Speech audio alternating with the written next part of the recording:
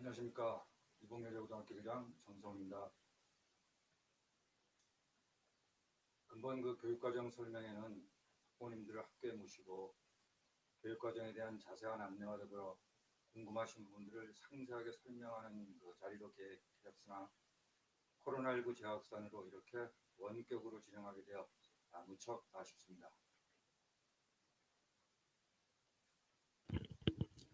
저희 학교는 춘천관 내에서 처음으로 고교학점제 선도학교로 선정되어 2년째 열심히 운영하고 있습니다.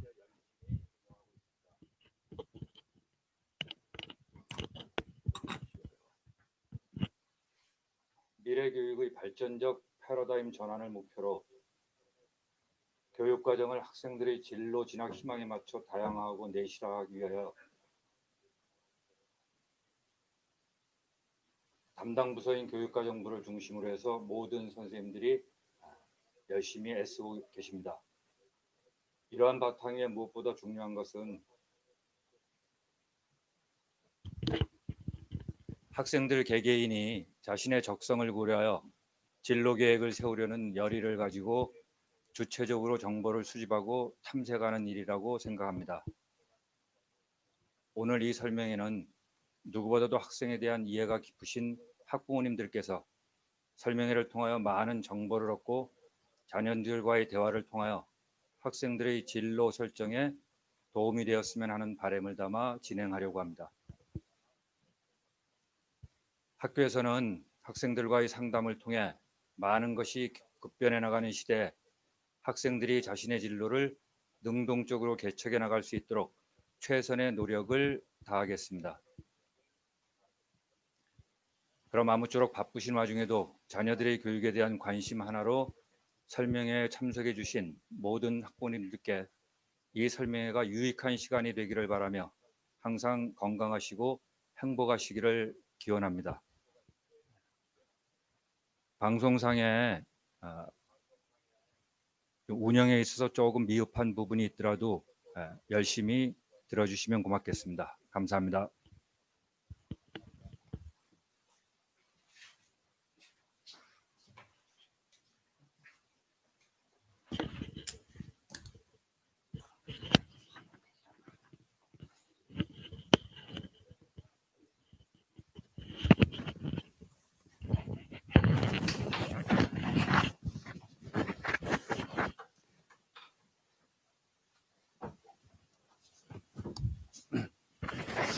안녕하십니까.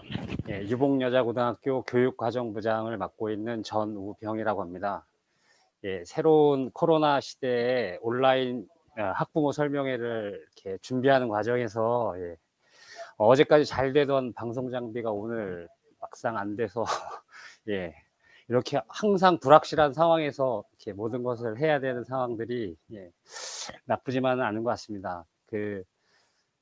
유복여고는 코로나 방역 지침을 준수하면서도 학생 학부모가 관심 갖고 있는 교육과정 설명회를 어떻게든 진행하고자 노력을 해오고 있고요. 오늘 이 시간은 사전에 설문조사에서 부모님께서 질문해 주신 내용들을 중심으로 해서 교육 과정에 대한 이해와 대입 전형에 대한 그 변화, 그리고 과목 선택을 어떻게 해야 될 건지를 좀 진행해 보도록 하겠습니다.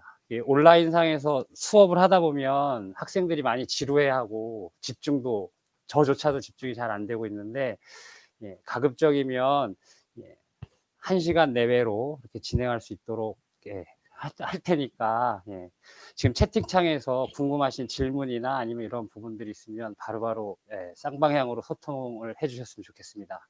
그리고 이 방송은 이후에 편집을 해서 다시 학교 홈페이지나 학교 그 온라인 공간에다가 탑재할 예정입니다. 그러면 2020 교육과정 온라인 학부모 설명회를 시작하도록 하겠습니다. 일단 저는 교육과정 그 업무를 맡은 지 한 3년 정도 됐고요. 그 공교롭게도 2015 개정교육과정이라는 새로 변화된 교육의 패러다임 속에서 우리 학교가 어떻게 미래에 대응할 건지를 많이 고민해 보면서 자연스럽게 학교 교육 과정에 대한 고민이 시작된 것 같습니다. 오늘 이 시간은 2015 개정 교육 과정에 대한 이해를 짤막하게 한번 해보고, 그에 발맞춰서 유복여고가 어떻게 특색 교육으로 준비하고 있고 발전하고 있는지를 간략하게 좀 말씀드리고요. 학교 교육과정 편성표 보는 거 기초편으로 단계를 좀 한번 설정해 봤고요. 기초적인 소양을 갖추고 2020 대입 전형까지 어떻게 나아갈 건지를 좀 심화 과정으로 좀 했습니다. 그리고 맨 마지막에 실전편으로 과목 선택을 직접 한번 해보는 시간을 갖도록 하겠습니다. 들어가기 앞서서 저의 고민의 시작은 이런 것 같습니다. 20년 뒤에 우리 아이들은 어떤 시대, 어떻게 살아갈지를 좀 한번 생각해 봤게 됐고, 지금 현재 우리가 가르치고 있는 교육이 20년 뒤 우리 아이들에게도 필요한 교육이었을까? 지금까지 우리 교육을 되돌아보면서 좀 많이 생각을 했고, 이런 20년, 30년을 내다보면서 교육 과정을 편성해야 된다는 책임감 때문에 아무래도 고민이 좀 깊지 않았나 싶습니다. 많이들 보셨을 4차 산업혁명이 코로나 시대로 인해서 더 빨리 앞당겨지면서 학교에서도 많은 변화를, 이전에는 될까 말까를 고민하면서 준비해왔던 상황을 아예 건너뛰어서 이제는 반드시 바뀌어야만 한다라는 외적인 상황들이 그렇게 변해가는 모습 속에서, 또 한편으로 보니까 어제 그 수능 원서 접수한 학생들을 보니까 역사상 처음으로 50만 이하로 내려갔다라고 얘기를 하더라고요. 교육 과정이 변화되고 고교학점제에 대한 얘기가 나오는 가장 큰 이유 중에 하나가 바로 미래 사회의 변화와 그에 따른 학력 인구의 감소가 가장 큰 심각한 문제로 제시되고 있습니다. 이제는 학생 한 명 한 명이 소중하고, 이제는 대학 정원이 응시 인원을 뛰어넘는 이런 상황이 됐기 때문에 아무래도 교육도 다시 한번 자기 역할과 목표를 재정립해야 되지 않을까라는 생각이 듭니다. 50만 이하로 내려갔다라는 거는 이미 이제 재학생 혹은 졸업생들이 정원을 채우고도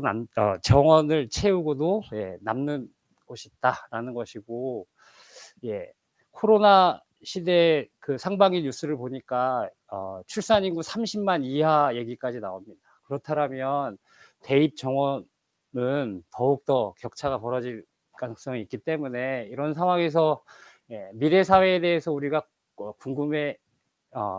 관심을 가져야 될 부분들은 학생의 지식 역량뿐만 아니라 미래 사회가 요구하는 핵심 역량을 공교육의 현장에서 펼쳐내지 않으면 우리 교육도 혹은 우리 공동체 사회도 미래가 밝지 못하다는 문제의식을 자연스럽게 갖게 됩니다. 2015 교육과정이 제시하는 6개 핵심 역량인데, 이 6개 핵심 역량들이 각기 서로 융합하고 문제 해결을 할 수 있는 역량을 키우면서 아이들이 단편적인 지식을 습득하지 않아도 자신의 처한 상황에서 자신의 주위의 상황과 역량을 활용해서 문제를 해결할 수 있는 그런 창의 융합적인 핵심 역량에 초점을 맞춰서 2015 개정교육과정이 편성이 되어 있습니다. 2015 개정교육과정에 대한 간략한 이해를 보면, 개정 배경은 아까 말씀드린 대로 미래 사회에 대한 교육의 대응이 반드시 필요하고, 예, 계속 7차 교육과정이라고 하는 이전부터의 교육과정이 학생과 진로 선택 중심으로 이렇게 방향을 잡았는데, 이제 고교학점제를 염두에 두면서 더욱더 확실하게 진로 학생 선택 중심의 교육과정으로 방향을 정했다라고 말씀드릴 수 있습니다. 제가 개인적으로 굉장히 좋아했던 문구 중에 하나인데요. 2015 개정교육과정이 추구하는 인간상은 과학기술과 인문학적 상상력을 갖춘 창의 융합형 인재를 길러낸다라고 얘기했습니다. 아시다시피 지금 인터넷으로 연결되어 있고 4차 산업혁명이 가속화되면서 문과는 문과, 이과는 이과식 뭐 이런 식의 방법으로는 변화되는 그런 새로운 환경에서 능력을 발휘할 수 없다라는 그런 문제의식은 다 느끼시라고 봅니다. 그래서 과학기술과 인문학적 상상력을 교육과정에 어떻게 풀어낼 것인가, 그로 인해서 창의융합형 인재들을 어떻게 길러낼 것인가를 저도 주무부서를 맡고 있으면서 계속 고민하고 있습니다. 그리고 2015 개정교육과정은 학교 교육과정을 더욱더 탄력적으로 운영할 수 있도록 학교의 교육과정 설계 편성에 대한 자유를 더욱더 확대했습니다. 많이 알고 계시는 문이과 계열이라는 말은 존재하지 않고요. 지금 현재 2학년 학생들의 학급 구성 10개 반 중에 전통적으로 우리가 문과, 이과라고 얘기해서 섞여 있는 반들이 한 2반 정도가 나올 정도고, 더 자세히 들여다보면 학생의 선택이 물리와 경제를 동시에 이수하고 있는 학생이 있을 정도로 다양한 학생의 선택들이 나타나고 있습니다.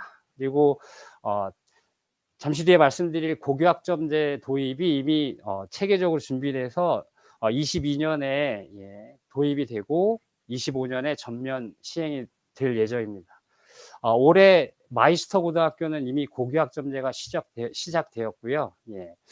고교학점제라는 좀 생소한 표현들은 이제 앞으로 저희들이 계속 듣게 될 내용이라 고교학점제에 대한 로드맵을 한번 보시면 지난 여름까지도 계속 온라인을 통해서 현장 의견 수렴과 워크숍을 진행했고요.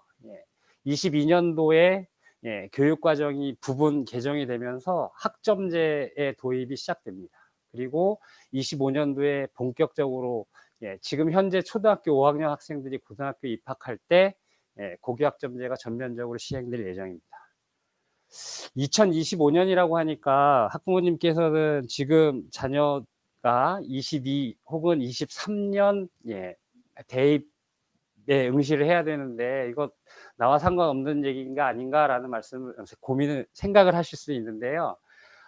대학 입시와 교육과정 그리고 학점제는 같이 가고 있기 때문에 학점제나 교육과정 개정의 방향과 입시는 지금 같이 가고 있습니다. 그래서 추후에 말씀드릴 대입 전형의 변화 요소의 핵심들이 바로 교육과정이 지향하는 바하고 이렇게 맞물려 가고 있기 때문에 부모님들께서 이런 고민들을 하실 때 어떤 방향으로 교육과정이 추진되고 있는지, 학교 교육과정은 어떤 식으로 편성되는지를 함께 고민해 보시면 도움이 될 거라 생각합니다.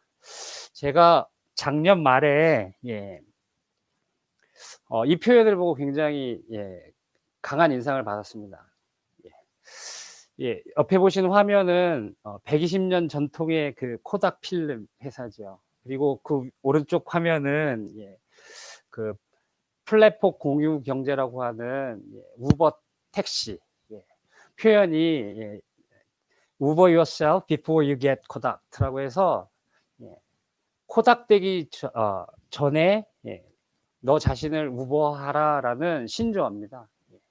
변화하는 환경 속에 제대로 대응하지 못한 코닥 회사는 이제 더 이상 그 전통 산업으로서의 강자의 자리를 밀려났고, 새롭게 떠오르는 전 세계 몇 나라 빼놓고는 다 우버 택시가 상용화 됐다라고 하는데, 시대의 변화에 발맞추지 못했을 때 코닥의 길을 걸을 것이냐 아니면 우버의 길을 걸을 것이냐, 교육도 예외는 아니라는 생각이 들어서 제 스스로 우버 유어 스쿨이라는 표현을 한번 했습니다. 우리 학교도 우리 교육도 새로운 시대에 맞게끔 우버화해야 된다.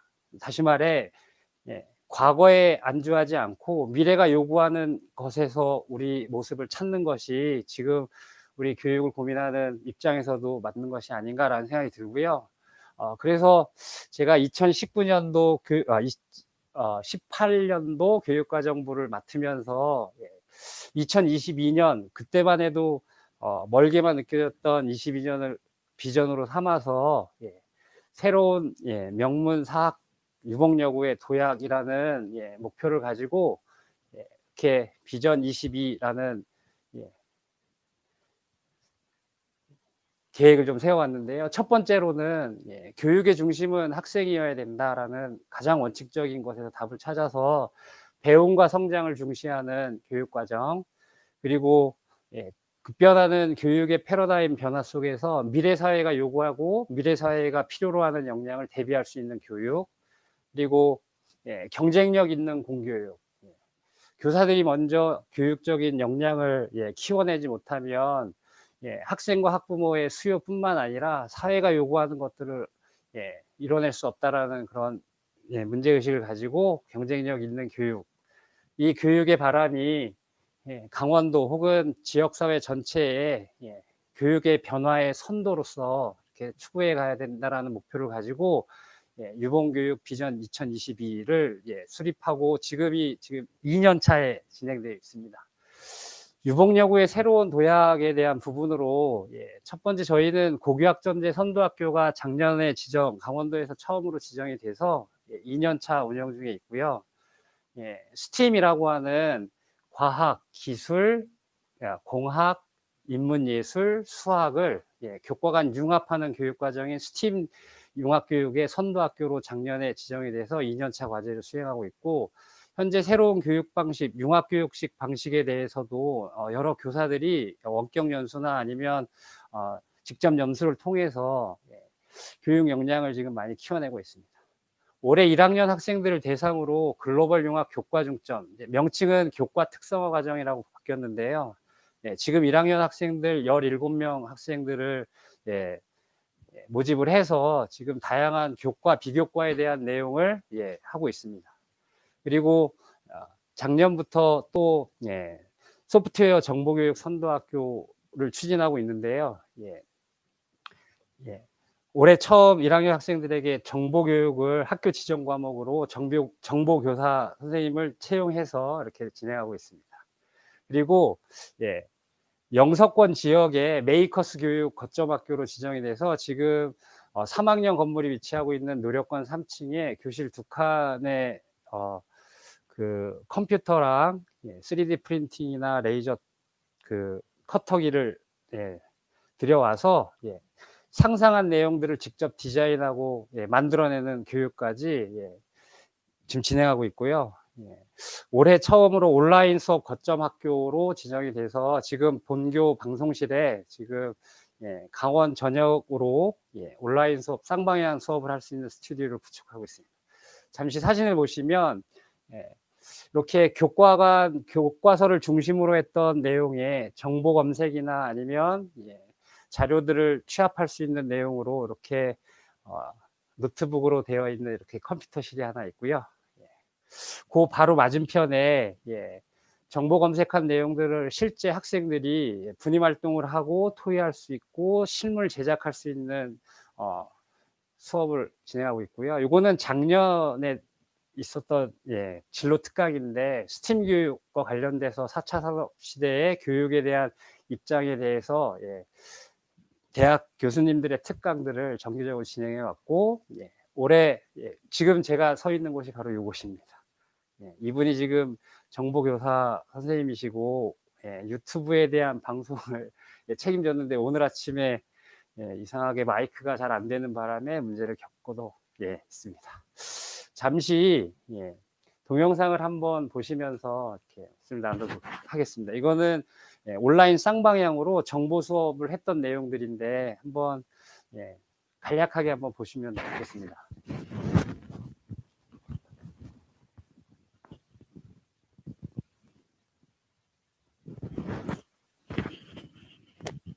화면 소리가 잘 들리시는지 잘 모르겠네요. 아이들이 되게 해맑게 웃으면서 수업을 되게 잘하고 있더라고요. 아, 소리가 안 들리나요?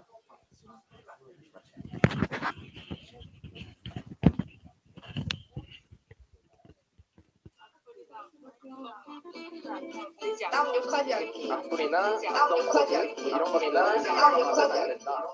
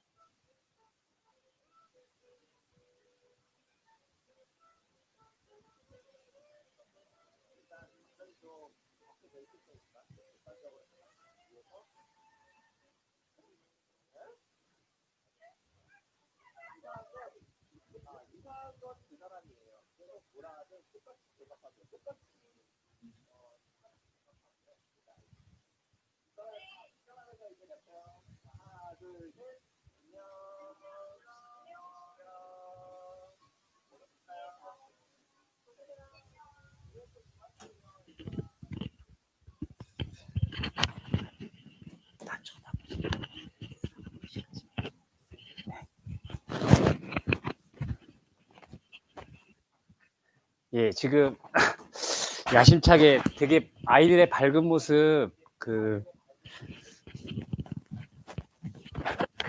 온라인이지만 예, 이렇게 밝은 모습들을 좀 부모님과 같이 공유하기 위해서 부탁을 드렸었는데 방송이 송출이 좀 원활하지 못해서 그리고 제가 사실 저는 3학년 이제 영어 교과 수업을 하면서 온라인 수업을 하면서 실시간 라이브도 많이 했는데 초반에 이렇게 방송에 대한 문제가 생기니까 갑자기 좀 문제가 생기네요.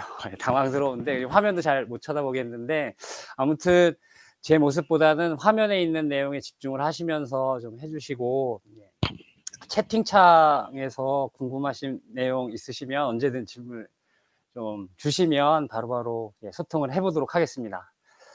이제 본격적인 교육과정 편성표 보기 기본편이라고 할 수 있는데 사실 편성표를 한번 잘 이해해야 되는 게 어떤 분은 이 김밥 천국이라고 하는데 메뉴는 되게 많은데 막상 내가 고르려고 하면 잘 모르겠다라고 말씀하시는 분이 있습니다.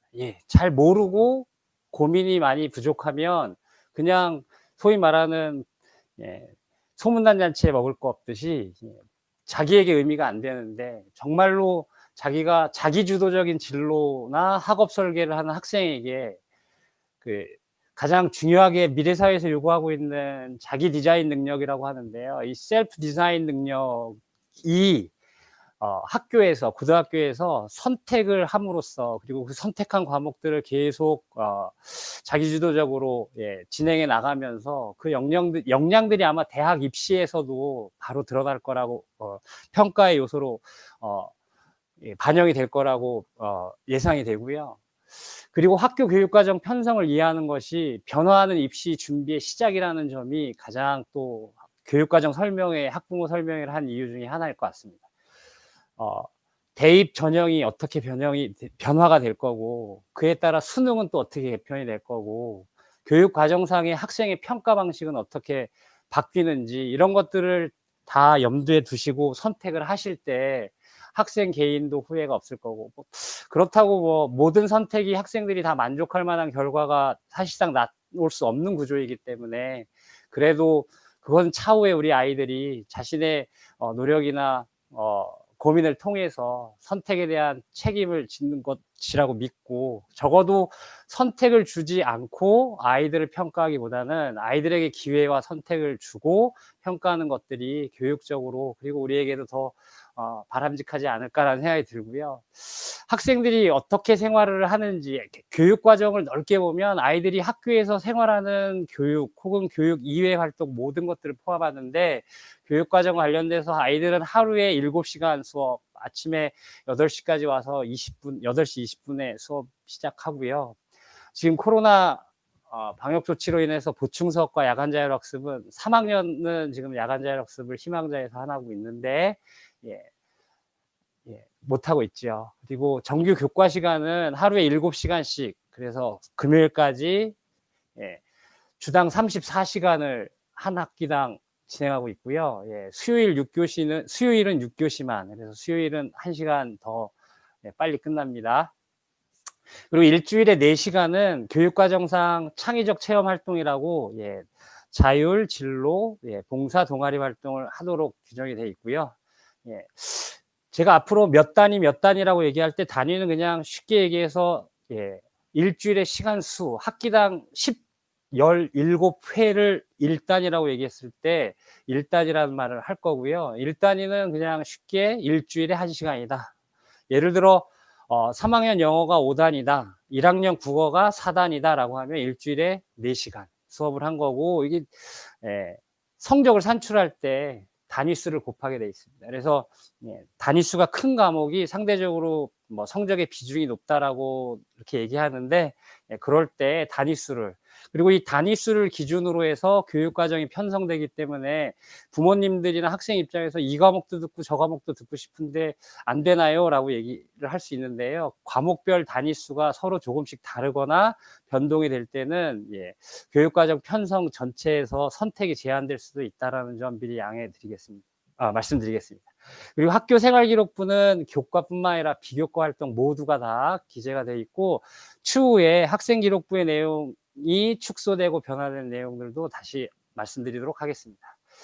이제부터 기본이라고 할 수 있는 이 편제표를 잘 이해하셔야 되는데, 용어가 좀 어렵습니다. 일단 그래도 한번 보시고 나중에 이제 다시 편집본 올라가셨을 때 하나하나씩 점검해 보시고, 학생들이나 혹은 학교 홈페이지에 이렇게 게시되어 있는 우리 학교의 교육과정 편성표를 한번 보시면서 훈련을 좀 해보시는 걸 권해드리겠습니다.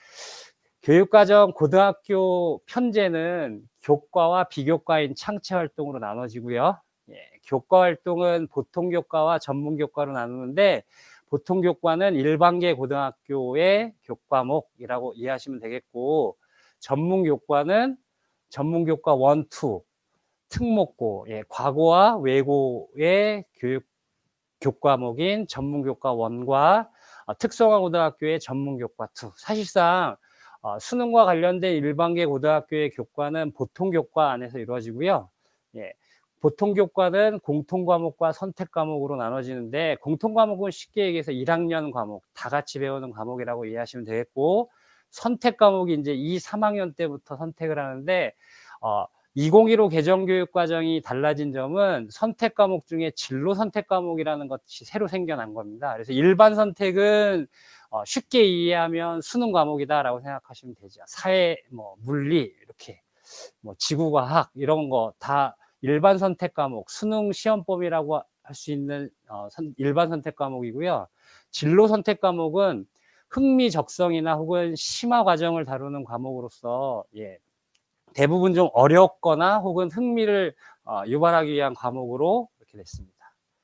진로 선택 과목은 수능 과목에 편제가 안 되어 있는데, 예외적으로 과탐의 탐구 2 과목들이 진로 선택 과목으로 되어 있습니다. 이 진로 선택 과목으로 편성을 한 이유나 이런 것들은 평가 방식이나 이런 거 얘기하면서 다시 안내 드리도록 하겠습니다. 동영상이 멈춰졌다라는 채팅이 됐는데, 잘 따라오고 계시나요? 다시 한번 정리를 해보면, 선택 과목 중에 수능을 기본으로 한 사탐, 과탐 과목, 일반 선택 과목이 있고요. 물론 사탐, 과탐인 탐구 과목 이외에 기술 과정이나 제2외국어도 일반 선택 과목이 있고요. 진로 선택 과목은 전공을 심화하거나 혹은 흥미적성을 위주로 한 과목. 다만 예외적으로 탐구 2 과목이 수능 과목이지만 진로 선택으로 되어 있고요. 일반 선택과 진로 선택 과목은 평가 방식이 다릅니다. 그래서 아마 지금 1학년, 2학년 학부모님들이 지금 온라인 설명에서 가장 많이 질문하신 게 선택 과목 간의 평가 방법이 다른데 뭐 유불리가 있지 않나요? 라는 또 그런 질문이 오셨는데 그건 좀 이따 설명드리기로 하고요. 전문 교과에 대한 내용, 특목고의 교과나 특성화 고등학교의 교과도 우리 보통 교과의 진로 선택 과목으로 편제를 할 수가 있거든요. 그래서 저희 학교에서도 지금 진로 선택 과목을 그러니까 전문 교과 1, 2의 과목을 꽤 많이 진로 선택 과목으로 개설을 해서 학생들이 하도록 하고 있습니다. 교과는 일주일에 30단위, 그러니까 주당 30시간을 교과 수업 시간으로 쓰고요. 창체 활동은 아까 말씀드린 대로 일주일에 4시간. 그래서 수요일 5교시, 6교시는 동아리 활동 혹은 봉사 활동을 하고 있고, 그 외에 자율과 진로 활동은 학급별로 지금 진행을 하고 있습니다. 전문교과 1은 특목고, 2도 특성화 고등학교 교과목인데 진로 선택 과목으로 일반계 고등학교에서도 개설할 수 있다. 그리고 공통과목이라는 것은 1학년의 기초 과목을 말씀드리는 거고요. 대부분이 모두가 들어야 되는 과목이기 때문에 학교 지정 과목이라고 합니다. 이 학교 지정 과목은 학교의 교육 철학이나 필요에 의해서 모든 학생들이 들을 수 있도록 지정을 할 수 있는데 저희 학교는 지금 1학년 공통과목과 수능과 관련된 국영수 기초교과는 학교 지정 과목으로 지금 하고 있고 그 외에는 다 선택, 제한 없이 다 선택하는 과목으로 개방해 두었습니다. 진로 선택 과목은 말씀드린 대로 개정교육 과정에서 신설된 과목이고 진로 맞춤형 심화 과정이나 흥미적성 과정으로 뭐 고급 물리학, 간호, 뭐 바리스타 과정, 뭐 이런 여러 가지 과목이 있습니다. 이런 것들이 진로 선택 과목에 편제가 되어 있습니다. 이렇게 표를 보면 얼추 그림이 보이는 것 같은데 막상 하나하나 용어를 보면 굉장히 헷갈리시죠? 저도 교육과정부장 업무를 처음 맡고 난 다음에 한 6개월 정도는 뭐가 뭔지 잘 몰라서 교육과정 지침서를 옆에다 펼쳐놓고 계속 그리고 뭐 선생님들이 질문하거나 학생들이 질문하면 이렇게 꼭 확인하고 볼 정도로 이렇게 많이 어려우니까 저희들이 교사 역할을 할 수 있는 게 아닌가 생각이 들고 부모님께서 언제든지 뭐 질문을 해주시면 저희들이 아는 만큼 성실하게 답변을 해드리겠습니다. 근데 교과 편성을 할 때 제한 사항이 좀 있어요. 사실 2015 개정교육과정으로 가면서 아이들의 학업량을 좀 줄이고 사교육을 좀 줄이면서 아이들이 좀 진지하게 성장할 수 있도록 해야 되지 않느냐라고 해서 기초교과라고 하는 국영수 과목에 이번엔 또 한국사까지 포함돼서 전체 교과, 전체 180단위 중에 50시간, 50%를 초과할 수가 없게 딱 교육과정으로 금지를 해놨습니다. 그래서 부모님께서는 뭐 수학 좀 부족한데 좀 더 시간을 좀 늘렸으면 좋겠다라고 얘기하고 뭐 국어 수능에서 많이 비중이 있는데 더 많이 들으면 안 되나요? 라고 하지만 전국의 모든 학교에서 국영수와 한국사까지, 한국사는 6단위, 6단위거든요. 그래서 이 기초교과가 전체 교과 수업의 50%를 넘지 못하도록 편성해야 되고요. 작년까지는 8개, 그러니까 소위 말하는 일반 선택 과목, 벌써부터 헷갈리시죠? 일반 선택 과목, 수능 과목이라고 하는 그 선택 과목도 국영수 기초교과와 포함해서 8개 이상을 학기당 개설할 수 없었는데 요거는 이제 그 제한 조치가 해제가 돼서 이제 이거 바뀌었는데요. 제가 이전 자료를 그 업그레이드한 거를 제가 여기다 한 이내로 편성했던 게 없어졌습니다. 그래서 교육 과정을 더욱더 탄력적으로 운영할 수 있는 계기가 마련됐고요. 진로 선택은 3과목을 반드시 이수해야지만 졸업이 되도록 편성이 돼 있어서 저희는 지금 교육과정상 진로 선택 과목을 한 5개 이상 선택할 수 있도록 했고 적어도 3과목 이수는 다 선택할 수 있도록 설계가 되어 있어서 걱정을 안 하셔도 되고요. 사회교과, 과학교과의 필수 이수 단위를 문이과로 자의적으로 분리하는 것을 못하겠습니다. 그래서 아직 다른 학교에서는 문이과 반을 개설해서 운영한다라고 얘기를 하고 있는 경우도 있는데, 짧은 기간에서는 그렇게 관리 운영하는 방법이 편할지는 모르지만 좀 더 긴 호흡으로 봤을 때는 그것이 오히려 도움이 되지 않을 거라는 좀 생각을 조심스럽게 하는데요. 아무튼 저희는 문과와 이과라는 그런 표현 자체를 쓰고 있지 않습니다. 그리고 1학년은 공통과목 중심으로 편성을 하게 돼 있고요. 2, 3학년이 선택 과목으로 두되 전체 교과의 25% 이상을 편성하도록 제한을 두고 있습니다. 이제 첫 번째, 부모님들이 이제 주의를 기울이셔야 될, 자꾸 제 화면을 보면서 얘기하니까 좀 어색한데요. 평가 방법이 다릅니다. 처음으로 집중을 하셔야 되는데, 아까 말씀드렸던 일반 선택, 진로 선택을 구분하는 이유 중에 하나가 평가 방법이 다릅니다. 지금 2학년 학생부터. 지금 3학년은 그렇지 않은데, 지금 2학년 학생들부터는 소위 내신이라고 하는 9등급 성차 등급을 산출하는, 다시 말해 상대평가의 시험을 치르는 과목들은 1학년 과목과 2, 3학년의 일반 선택 과목입니다. 요거는 9등급 석차를 처리해야 되기 때문에 그러니까 중간고사나 기말고사 때 아이들이 시험에 대한 스트레스가 엄청 높고, 학생부에서 교과 성적을 주로 볼 때 일반 선택 과목의 성적을 많이 보기 때문에 여전히 중요한 과목이면 틀림없고, 일반 선택 과목이 수능 과목이기 때문에 대부분 선택을 많이 하고 있습니다. 그리고 올해부터 진로 선택 과목, 예체능은 예전부터 3단계로만 ABC 성취도 평가를 했고요.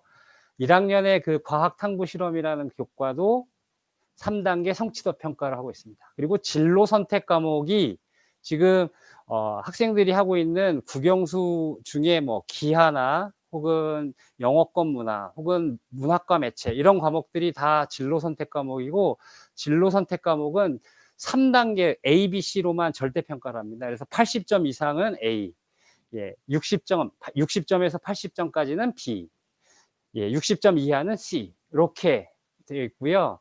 과학 탐구2 3학년에 선택하게 되어 있는 이 과목이 진로 선택 과목이에요. 그래서 예전에는 탐구2 하면 공부도 어렵고 성적 내기도 힘들어가지고 아이들이 기피했는데, 저희들은 과학 탐구2를 지금 3학년에서도 지금 정상적으로 가르치고 있거든요. 지금 2학년 학생들이 3학년으로 올라갈 때 탐구2 과목도 절대평가이기 때문에 그렇게 학업의 스트레스나 성적에 대한 스트레스는 높지 않다라는 거. 그리고 아까 말씀드린 전문교과, 그러니까 특목고 교과나 혹은 특성화고 교과도 일반고에서는 진로 선택 과목으로 분류하고 있기 때문에요. A, B, C로 절대평가합니다. 그리고 지금 2학년 학생들은 교과 학습란에 자기가 수업 들은 것들을 쭉 볼 때 일반 선택하고 진로 선택 과목 군이 다르게 별도로 표기돼 있어요. 그래서 입시 자료에서 이 아이가 일반 과목에서는 뭐 듣고 진로 선택 과목은 뭘 듣고 있는지를 입학사정관들이 좀 더 알기 쉽게 구분할 수 있기 때문에 특정 선택 과목으로만 쏠리는 것보다는 골고루 자기 진로에 맞게끔 알맞게 선택하는 것들이 어떤가라는 말씀을 드리겠고, 등급 산출 자체를 안 하는 그런 과목이 있는데, 교과, 저희 교육과정에는 철학이나 심리학, 교육학, 보건, 그리고 논술, 실용경제, 이런 과목들이 이수, 미이수제입니다. 그래서 패스냐 혹은 페일이냐 요걸 따지는 거고, 일반 선택 과목이나 진로 선택 과목이다 하더라도 소인수 교육과정이나 공동교육과정, 이 공동교육과정은 다른 학교 학생들하고 같이 수업을 하는 거거든요. 그래서 공동교육과정과 소인수 교육과정은 등급을 산출하지 않습니다. 소인수 교육과정은 그냥 점으로만 표시가 돼 있고요. 공동교육과정은 원점수하고 그 수강자 수에 대한 정보는 갑니다. 그런 자세한 디테일한 차이 같은 것들은 그냥 이렇게 기억하기 어려우시면, 성적에 대한 스트레스가 소인수와 공동교육과정은 크지 않다. 다만 심화 과정, 전문적인 교과를 할 수 있는 부분이니까 좀 더 선택적으로 고려를 해봐야 되겠다라고 생각하시면 되겠고요. 기존의 내신 성적 산출이 이렇게 원점수 평균의 표준 편차까지 해가지고 대학에서는 이 표준 편차 자료를 이용해가지고 학교 간 비교나 뭐 이런 것들을 많이 했고요. 석차 등급이 1등급부터 9등급, 1등급이 1등급이 가장 좋은 성적입니다. 그리고 일반 선택 과목이지만 성취도는 표시되게 돼 있어요. 5단계로 A, B, C, D, E 단계로 돼 있는데 대입 자료에서 이 성취도 5단계 점수는 크게 요인이 되고 있지 못하고 진로 선택 과목은 말씀드린 대로 원점수와 평균 점수, 수강자 수, 그리고 성취 비율 분포를 학생부에 기재하도록 되어 있습니다. 이 성취 비율을 어떻게 뭐 무조건 A를 둬야 되냐, 뭐 성적 부풀리기, 뭐 이런 여러 가지 우려가 있긴 한데요. 저희가 지금 2022 대입 계획을 보면 성취 비율을 크게 문제 준 학교들은 한두 학교 정도만 조금 파악이 되고 있고 대부분 비율에 대한 차이는 두지 않는 것으로 이렇게 지금 집계가 되고 있는데요. 관련된 입시 얘기를 대입 전형을 말씀드릴 때 좀 더 이어가도록 하겠습니다. 잊지 말으셔야 될 거는 진로 선택 과목은 3단계 절대평가고 석차가 이루어지지 않기 때문에 학업에 대한 그런 스트레스보다는 자기가 관심 있는 과목을 더욱더 깊이 있게 공부할 수 있는 과목들이다. 그래서 선택 과목을 일반 선택과 진로 선택 과목을 고민하실 때 학생들이 받아야 될 학업적 스트레스나 혹은 자신의 진로와 관련돼서 어느 정도 관심 있는지를 잘 고려하시고 또 나는 진로 선택보다는 수능에 좀 더 준비를 더 기울여야 되겠다라고 생각하는 그런 학생이 있다면 내신 시험에 대한 부분들도 같이 가져가야 되니까 선택 과목을 고려할 때 학습량이나 계획들을 좀 잘 고민해서 상담을 통해서 현명한 결정을 내릴 수 있도록 조언을 해주시면 고맙겠습니다. 교과 편성을 딱 먼저 보시면요. 일단 이게 1학년 과목인 공통교과 과목에 요 괄호 안에 수가 단위수, 수업 시간수라고 얘기를 했죠. 이게 2수 단위 중에 필수 2수 단위라는 내용이 있는데 필수 2수 단위는 반드시 채워야지만 되는 졸업 요건이라고 보시면 돼서 국어는 10단위를 이수를 해야지만 졸업이 인정되고 과학은 12단위 그리고 국영수 사과뿐만 아니라 예술체육 10단위 10단위 생활교양이라고 하는 기술과정 정보 제2외국어 교양까지 16단위 그래서 시험도 안 보는데 왜 교양 과목 들어야 돼 라고 얘기하는 학생들에게는 제가 너가 졸업하기 위해서 꼭 채워야 되는 과목이야 라고 이렇게 얘기를 하죠. 예를 들어서 1학년 국어 영어 수학이 1학기 2학기 4단위에서 8단위를 이수하고 2학년으로 올라갈 때 이 학생들은 적어도 2학년 선택 과목에 국영수 하나는 꼭 들어야 되는 거죠. 과학도 12단위 필수 이수단위인데 저희 학교는 지금 1학년 때 6단위 통합과학 6단위, 과학탐구실험 2단위에서 8단위를 이수한 상태에서 4단위가 모자르잖아요. 그래서 4단위를 2학년 과학 과목에서 선택을 해야 되는 거고 똑같이 통합사회도 6단위를 이수하고 나머지 4단위를 2학년, 3학년 선택 과목에서 선택을 해야지만 교육과정상 졸업과정 필수 요건을 이수해서 졸업 조건이 충족이 된다라고 말씀드리겠습니다. 그래서 필수 이수단위 전체 94단위와 자율적인 편성 86단위를 어떻게 편성하고 운영하느냐가 특색 있는 학교 교육과정이고 차별화된 교육과정이라고 말씀드릴 수 있을 것 같습니다. 좀 더 이어가서 보시면요. 아까 1학년의 공통과목 이후에 나머지 2학년, 3학년의 편성표인데요. 교육과정 편성표인데 지금 저희들이 이렇게 2학년 과목, 3학년 과목을 빨간색, 파란색으로 칠해 놓은 건데 보시다시피 저희 학교는 교육과정에서 요구하는 저희들이 할 수 있는 선택 과목을 거의 다 개설했습니다. 이거는 교사로서도 많이 노력이 필요한 부분이고 결단이 필요한 부분이었는데 선생님들이 많이 협조를 해주셔서 지금 사회교과 같은 거나 과학교과는 예, 일반계 고등학교에서 개설할 수 있는 모든 과목은 다 개설이 되어 있고요. 실제 학교에서도 운영하고 있습니다. 안 하는 건 뭐냐면 실용국어, 실용수학, 실용영어인데 이거는 교과 기초 능력이 좀 부족한 학생들을 위해서 개설하는 건데 아이들이 뭐 이런 과목에 대한 수요가 높지 않아서 개설이 되고 있지 않을 뿐인데 나중에라도 이런 과목이 필요하다라면 예, 그런 기초학습이 부족한 학생들을 위한 교과도 개설이 준비가 되어 있다라는 거 말씀드리고요. 특이한 부분 여기 인공지능 수학이 2022년에 신설되고 있는데 저희는 인공지능 수학에 대한 논의가 시작될 때부터 예, 수학 교과에서 2022년 2학기에 신설을 하도록 이렇게 교육부가 공시를 하면 바로 하겠다라고 이미 교과 협의가 좀 맞춰진 상태고요. 보통 교과 두 번째 이제 기술 과정이나 이런 여러 가지가 있는데 저희가 지금 제2 외국어에 중국어와 스페인어, 그러니까 지금 작년까지는 한문을 제2 외국어 한문 교과로 선택을 했었는데 예, 한문 대신에 스페인어로 학생들 수요 조사와 교과 협의회에서 이렇게 스페인어로 이렇게 선택권을 확대하자라고 했고 기존에 일본어에 대한 수요가 있는데 이 일본어는 예, 저희가 한림대학교하고 지금 공동 연계 교육 과정을 운영을 해서요. 일본어를 정말 배우고 싶어하는 학생에게는 일본어와 러시아어는 예, 별도의 그 소인수 교육 과정이나 공동 교육 과정으로 개설할 예정입니다. 그리고 교양 과목도 예전에 많이 예, 이런 과목이었나라고 생각했던 심리학 교육학, 심리학 같은 경우는 한 100명 정도 학생들이 선택해서 듣고 있고요. 뭐 보건 같은 경우는 한 70명 정도의 학생들이 지금 재밌게 잘 듣고 있습니다. 실제로 이 교양 수업도 예, 선생님들이 뭐 관련 교과 선생님들이 예, 공부하셔서 예, 정상적인 수업을 운영하고 있습니다. 예.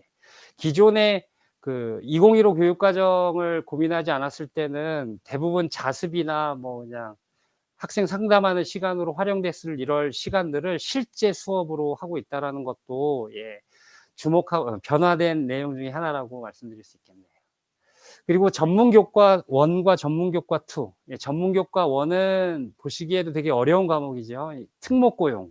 전문교과 2는 특성화고등학교용인데 지금 파란색으로 칠해져 있는 것은 소인수나 공동교육과정에서 저희들이 개설했거나 개설할 예정인 과목이고요. 실제로 다 개설을 수요 조사를 받고 신청서를 다 예, 받고 있는데 적어도 한 5명 정도는 모여야 되지 않을까라고 하는데 한 2~3명 정도, 한두 명 정도 신청한 과목은 부득이하게 예, 개설이 안 됐는데 예, 고급 생명과학이나 생명과학 실험, 화학 실험 혹은 고급 화학 같은 과학과제 연구 같은 것들은 실제 소인수 과정으로 지금 개설했고 예, 2학기에도 예, 개설할 예정에 있습니다. 그리고 빨간색으로 칠해져 있는 전문 교과는 보시다시피 예, 저희가 선택 과목으로 개설하고 운영하고 있는 과목이에요. 예를 들어 국제정치나 국제경제는 지금 3학년 학생들이 수업을 하고 있고요. 예, 유목여고가 글로벌 융합 교과 특성화 학교 교육과정을 운영한 이유 중에 하나가 예, 우리 유목여고 학생들이 글로벌 인재로 예, 성장할 수 있도록 교사가 조금 더 학습하고 고민해서 아이들에게 좀 더 수준 높은 수업을 하기 위해서 이렇게 개설을 했고요. 실제로 선생님들이 올 한 해 교재 연구하시면서 되게 많이 힘들어 하셨는데 내년, 내후년 되면 더욱더 수준 높은 수업이 이루어질 거라고 보고요. 타 학교에서도 지금 저희 학교에 이런 공동교육과정으로 문의를 많이 하고 있습니다. 그리고 전문교과 2는 특성화고라고 해서 조금 일반고등학교 학생들이 필요하지 않을까라는 생각 들어서 이렇게 많이 외면했었는데 요 근래 인공지능이나 컴퓨터 네트워킹이나 뭐 프로그래밍에 대한 수요가 높아져서 커뮤니케이션이라는 것들 과목은 지금 정규 교과에서 지금 하고 있고요. 프로그래밍은 이제 올해는 소인수 과정으로 진행되고 있는데 프로그래밍 말고도 AY 관련된 그런 교과들은 정규 교과로 편성할 예정입니다. 기본적인 기본편에 해당할 수 있는 교육과정 편성표를 알아보기 위한 사전 기초편을 이대로 끝내고요. 이제 심화편으로 넘어갈 때 과목 선택의 기준을 이렇게 보니까 오늘 그 설문조사의 내용을 보니까 부모님께서는 대부분 진로와 적성에 대한 선택 과목을 많이 궁금해 하셨는데 상당수의 많은 부분의 부모님들이 대입 전형에 대해서 많이 관심을 갖고 계시더라고요. 그리고 대입 전형이 과목을 선택하는데 부인할 수 없는 기준이면 틀림없다. 내신 성적도 소위 말하는 눈치 작전이나 유불리를 따지는 것도 뭐 엄연한 사실이고요. 교우 관계 때문에 선택하는 학생들도 있는데 요거는 자신 있게 말씀드릴 수 있을 것 같습니다. 교우 관계로 인해서 친한 친구하고 수업 같이 듣고 싶어서 선택 과목을 똑같이 하는 거는 사실상 이루어질 수 없는 게 저희는 전체 학생들이 선택해서 이동을 하기 때문에 같은 반 학생이라도 시간표가 다를 수가 있거든요. 그렇기 때문에 친구 따라서 같이 강남을 갈 수 없는 구조이기 때문에 혹시 자녀가 교우 관계 문제 때문에 선택 과목 선택이 고민이 돼요라고 하는 그런 학생들이 실제 있을 수 있습니다. 작년에도 선택 과목을 할 때 자기랑 좀 불편한 학생하고 같은 선택 과목이 맞아서 같은 반에 될까봐 굉장히 고민을 혼자서 끙끙거리고 있다가 저한테 왔길래 제가 얘기를 했죠. 그럴 수가 없다. 같은 선택 과목을 해도 이렇게 흐트러뜨릴 수 있으니까 그런 문제는 안 해도 좋다라고 얘기를 했고 앞으로 부모님께서도 친구 따라 이렇게 한다면 가능하지 않습니다. 이제 같은 반 학생들도 시간표가 다르기 때문에 뭐 아이들은 각자 자신의 개인 시간표를 가지고 있다는 거 말씀드리고요. 이제 심화편으로 넘어가겠습니다. 가장 중요한 요인 중에 하나인 대입 전형이 어떻게 변화되는 건지 그거에 대한 궁금증. 사실 올 2020년 4월에 각 대학에서는 그러니까 지금 현 2학년 학생들의 대입에 대한 기본 전형을 발표를 했어요. 그래서 그 내용들을 좀 모아가지고 부모님께 좀 안내를 해드리려고 하는데 기본적인 자료는 서울특별시 교육청 교육연구정보원에서 자료를 좀 인용을 했고요. 아주 간편하게 간략하게 내용이 정리되어 있어서 부모님들이 쉽게 이해하실 수 있을 것 같아서 좀 자료를 이용하겠습니다. 2022년 대입 전형계획안이 발표됐는데 3가지 특징이 있습니다. 잘 아시다시피 수능 제도가 개편이 돼서 지금 2학년 학생들은 현재 3학년 학생들하고 다른 수능 체계에 응시를 해야 되고요. 대입 전형도 완전히 개편을 했는데 잘 알고 계시는 대학 뭐 공정성에 대한 문제 뭐 이런 문제들이 불거져 나오면서 학생부 종합 전형이 축소되고 정시 40% 확대. 사실상 어떻게 보면 뭐 우리 학교 입장에서 이렇게 반갑지만은 않은 이런 대입 전형이 개편되고 있는데 이런 부분들도 사실 잘 준비하고 대응해 나갈 필요가 있어서 꼭 염두에 될 부분이고요. 학생부 종합 전형의 서류가 간소화되면서 그리고 또 기재 내용이 변화가 생기면서 지금 교육과정을 기록으로 남기는 학생부를 어떻게 기록하고 어떻게 이렇게 스토리를 만들지 이런 부분들이 더 중요한 요소로 입시 자료로 이용될 전망이기 때문에 이 3가지 부분들을 대입 전형 방안에 대한 설명을 들으시면서 꼭 머릿속에 이렇게 염두에 두시길 바라겠습니다. 수능은 말 그대로 수능도 이제 선택 과목으로 바뀝니다. 그래서 국어 같은 경우는 2학년 때 독서 문학의 공통 과목과 화법과 작문, 언어와 매체 중에 하나를 선택을 해야 되고 수학은 3개로 선택이 됩니다. 가형, 나형으로 했던 것들이 이제 뭐 확률과 통계, 미적분, 기하 이렇게 3개로 나눠지는데 이전에는 가형이 확률과 통계를 그러니까 미적분과 기하를 보는 학생이 확률과 통계도 수학 가형에 포함되어 있었는데 이제는 공통 부분 이외에는 이렇게 서로 다 선택 과목이 중복되는 부분이 없기 때문에 아마 지금 현재 2학년 학생들은 수능 과목을 선택할 때 좀 신중하게, 그리고 확률과 통계와 미적분이라는 어떻게 보면 전공과 연관되어 있는 과목을 신중하게 선택할 때 그의 선택에 따라서 학습량이나 공부의 난이도가 결정되기 때문에 2학년 교육과정을 충실히 이행하면서 동시에 수능 선택 과목에 대한 것도 같이 고민이 돼야 될 거라는 생각이 들고요. 탐구도 계열 구분 없이 그냥 두 과목만 선택하도록 되어 있는데, 문제는 대입에서는 사탐과 과탐을 여전히 인정한다라고 생각을 여전히 인정하고 있다라는 것들이 현재 교육과정을 운영하는 입장에서는 좀 어려운 부분입니다. 그러니까 예를 들어서 쉽게 얘기해서 인문사회 계열의 학생들은 큰 혜택이 없지만 과학탐구 계열의 수능 선택을 한 학생들에게는 다양한 혜택이나 아니면 제한이 있어요. 쉽게 얘기해서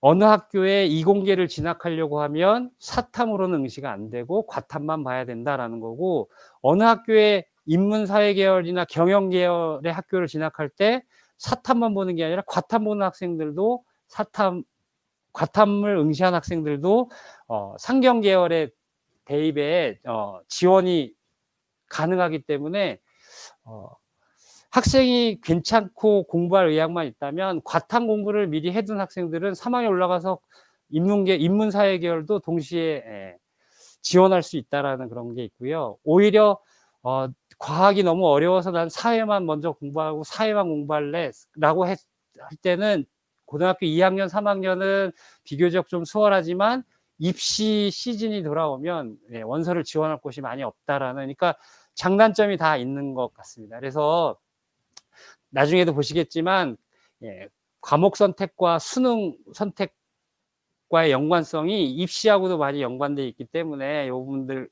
염두에 두셔야 될 것 같고, 많이 헷갈려 하시는 대입 전형을 한번 이렇게 간략하게 보시면요, 학생부 전형이라고 하는 학생부 전형의 교과 전형과 종합 전형이 있고 논술 전형이 있고 수능 위주 전형이 있고, 여기 하나가 빠진 게 이제 실기 전형이 있는데, 예체능 계열 중심의 실기 전형이 있는데, 그냥 편의상 미대 입시에 대해서 계속 이렇게 설명을 좀 부탁드린다라고 하신 학부모님 계셨는데, 그거는 나중에 간략하게 말씀드리고 미리 양해를 부탁드리겠습니다. 학생부 교과 전형은 말 그대로 내신 성적이나 교과 성적만 가지고 정량 평가, 그러니까 수치로 평가를 하는 방법이고요. 학생부 종합 전형은 교과 성적뿐만 아니라 비교과 활동까지 다 포함해서 이 학생은 교과 성적이 좀 부족하지만 그래도 잠재력이나 전공 역량이 있다라고 생각되는 학생들이 우수한 인재로 합격하는 학생부 종합 전형. 부모님께서는 깜깜이 전형이고 불공정한 전형이 아니냐라고 말씀하고 있지만, 현직에서 이렇게 입시를 지도한 경험으로 봤을 때 물론 학생부 종합 전형이 이해가 안 되는 경우도 있지만 저는 개인적으로 학생부 종합 전형이 많이 체계화되어 있고 많이 경험이 축적돼 있어서 이렇게 걸러내고 있다. 물론 제가 경험하지 못한 분야에서는 불공정의 문제가 있다는 것 저도 어느 정도 인정하고 있습니다. 그리고 논술 전형은 축소되고 있는 추세고요. 그리고 수능 정시 40% 수도권 16개 대학 있는데 대부분 수능 성적 가지고만 하고 있기 때문에 요 부분들도 그 전체적인 분포도로 봤을 때 수능이 아무리 이렇게 해도 지역에 있는 학생들, 그러니까 현역으로 얘기하는 고3 학생들의 입장에서 합격률은 한 30% 정도뿐이 나오지 않고 있습니다. 이 30%는 우리 학교의 수치가 아니라 전국적인 수치 말씀드리겠습니다. 그리고 서울의 24개 대학의 대입 2022년 대입 전형 계획안을 보면 말씀드린 대로 21년도에 대부분이 학생부 종합 전형으로 40%에 육박하던 수치가 34% 한 6% 정도가 줄어들었고요. 특이할 부분은 수능 중심의 정시가 한 6% 정도가 늘어났고 학생부 교과가 한 3% 정도 늘어났다는 겁니다. 그래서 여전히 학생부 중심의 교과가 그래도 비중을 좀 차지하고 있다라는 걸 말씀드리고, 줄어든 부분이 학생부 종합 전형도 있지만 논술, 실기 전형이 같이 줄어들었습니다. 그래서 지금 예체능 계열의 학생들이나 이런 학생들은 실기 전형들이 줄어들고 수능 전형으로 많이 감으로써 학생부 종합으로 되어 있던 예체능 계열의 정원들이 정시로 많이 갔다라는 것도 확인할 수 있는데요. 그래서 예체능 계열의 진학을 준비하는 학생들은 수능이 좀 필수로 많이 중요해지고 있다라는 걸 말씀드리고, 다른 표가 10%의 범위 내에서 증감한 부분과 감소한 부분을 지금 전형 유형별 그리고 대학별로 이렇게 분류를 해봤는데요. 수능은 한 6% 정도가 상위권 대학에서 늘어났고, 종합전형이 6%, 4, 5%가 줄어든 반면에 학생부 교과가 늘어났다는 걸 말씀드리겠습니다. 이 학생부 교과는 아까 말씀드린 대로 내신 성적으로만 가고 있는데, 뭐 연고대를 비롯해서 대부분의 학생부 교과, 경희대까지 해서 그런 대학들이 예전에는 최저 기준을 수능에서 학생부 교과에서는 달지 않았는데 이제는 최저까지, 그래서 수능의 비중은 더 커지고 있다라는 것들이 좀 염두에 두셔야 될 내용이라고 보시면 되겠습니다. 그리고 논술과 실기 전형도 감소되고 있고요. 최상위권은 이런 추세를 두고 있고, 중상위권에 대한 내용에서는 보다시피 학생부 교과가 더 늘어났는데, 학생부 교과가 늘어나면서 최저 기준을 다 달아서 예전에는 학교 내신만 잘 보고 수능은 뭐 크게 중요하지 않았는데, 이제는 학생의 내신 점수뿐만 아니라 수능의 최저 기준 점수까지 중요한 식으로 대입 전형이 개편돼 가고 있다라는 걸 말씀드리고요. 보다시피 그 이후에 학생부의 수능들이 많이 이렇게 늘어난다 한들, 학생부, 그러니까 부모님들끼리 많이 관심 갖고 있는 학교에서는 학생부 종합전형이 줄어든 대신에 정시 부분, 중위권 같은 경우는 정시가 요만 한 1% 정도 증가하고 학생부 교과로, 그리고 각 대학도 무한 경쟁을 하고 있기 때문에 자신들이 원하는 인재를 뽑아가기 위해서 서로 배치되고 있는, 서로 차이가 나는 입시 전형을 많이 보고 있어서 부모님께서는 이제 궁금하셔서 수시나 정시 커트라인을 좀 알려달라고 얘기하지만, 수시나 정시 커트라인이 발표된 자료와 실상을 들여다봤을 때 좀 차이가 있어서 개별적으로 맞춤형 상담을 받으시는 게 더 좋겠다라는 말씀을 드리면서, 인원수를 한번 보면요.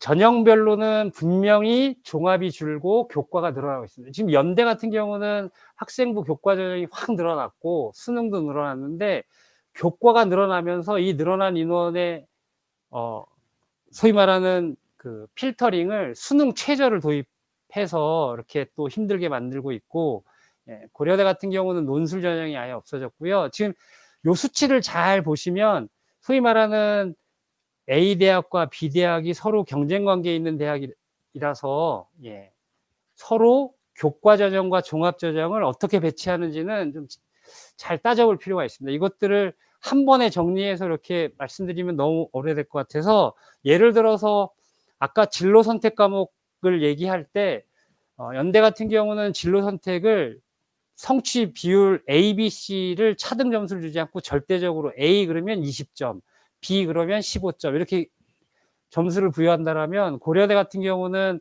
성취 비율을 계산해서 쉬운 과목의 A는, 그러니까 성취 비율이 A가 만약에 80점이다라고 하면 20점을 다 주는 게 아니라 깎아서 오히려 학교의 성취 분포 비율이 이 학교에서는 적용이 되고, 그런 아주 세부적인 입시 전형 계획안이 발표가 됐습니다. 그래서 부모님들께서는 학생들이 원하는 대학의 학과를 이렇게 선택하고 고려를 할 때 세부적인 교과 반영, 점수 방법까지 좀 고민해 보셨으면 좋겠고요.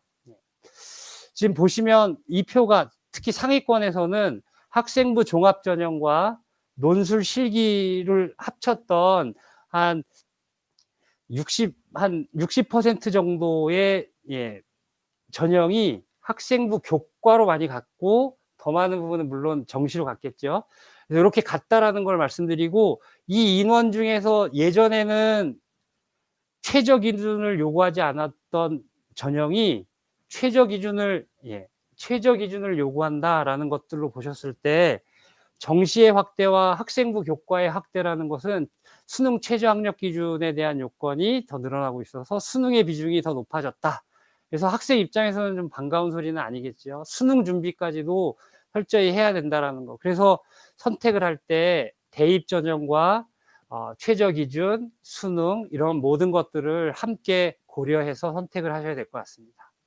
아까 말씀드렸던 학생부 종합 전형 중에 원래 연대와 경희대는 수능 최저 학력 기준을 두지 않아서 그냥 학생부하고 뭐 일정한 면접을 통해서 당락을 결정했는데 이제 최저 기준을 신설했다는 거. 그래서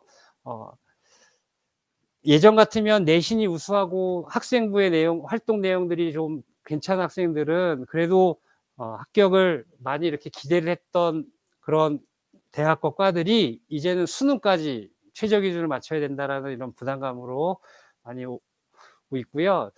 최저 기준의 학생부 교과 전형을 보면 뭐 이렇게 세 과목 합 5, 그러니까 1, 2, 2 정도로 이렇게 해서 학교별로 이렇게 최저 기준이 있는 반면에 최저 기준이 없는 학교들도 있습니다. 최저 기준이 적용되지 않는 학생부 교과 전형인데 최저 기준을 두지 않아요. 연대 같은 경우 학생부 종합 전형에서는 최저 기준을 두고 교과 전형에서는 최저 기준을 두지 않죠. 이런 것들이 그 학교가 서로 경쟁 관계나 아니면 라이벌 관계에 있는 학교 아니면 자신의만의 입학 전형에 대한 것들 이렇게 노하우를 가지고 이렇게 편성을 하고 있다. 전형 방법을 이렇게 결정을 하고 있다라는 것들을 유의 깊게 보시면 돼요.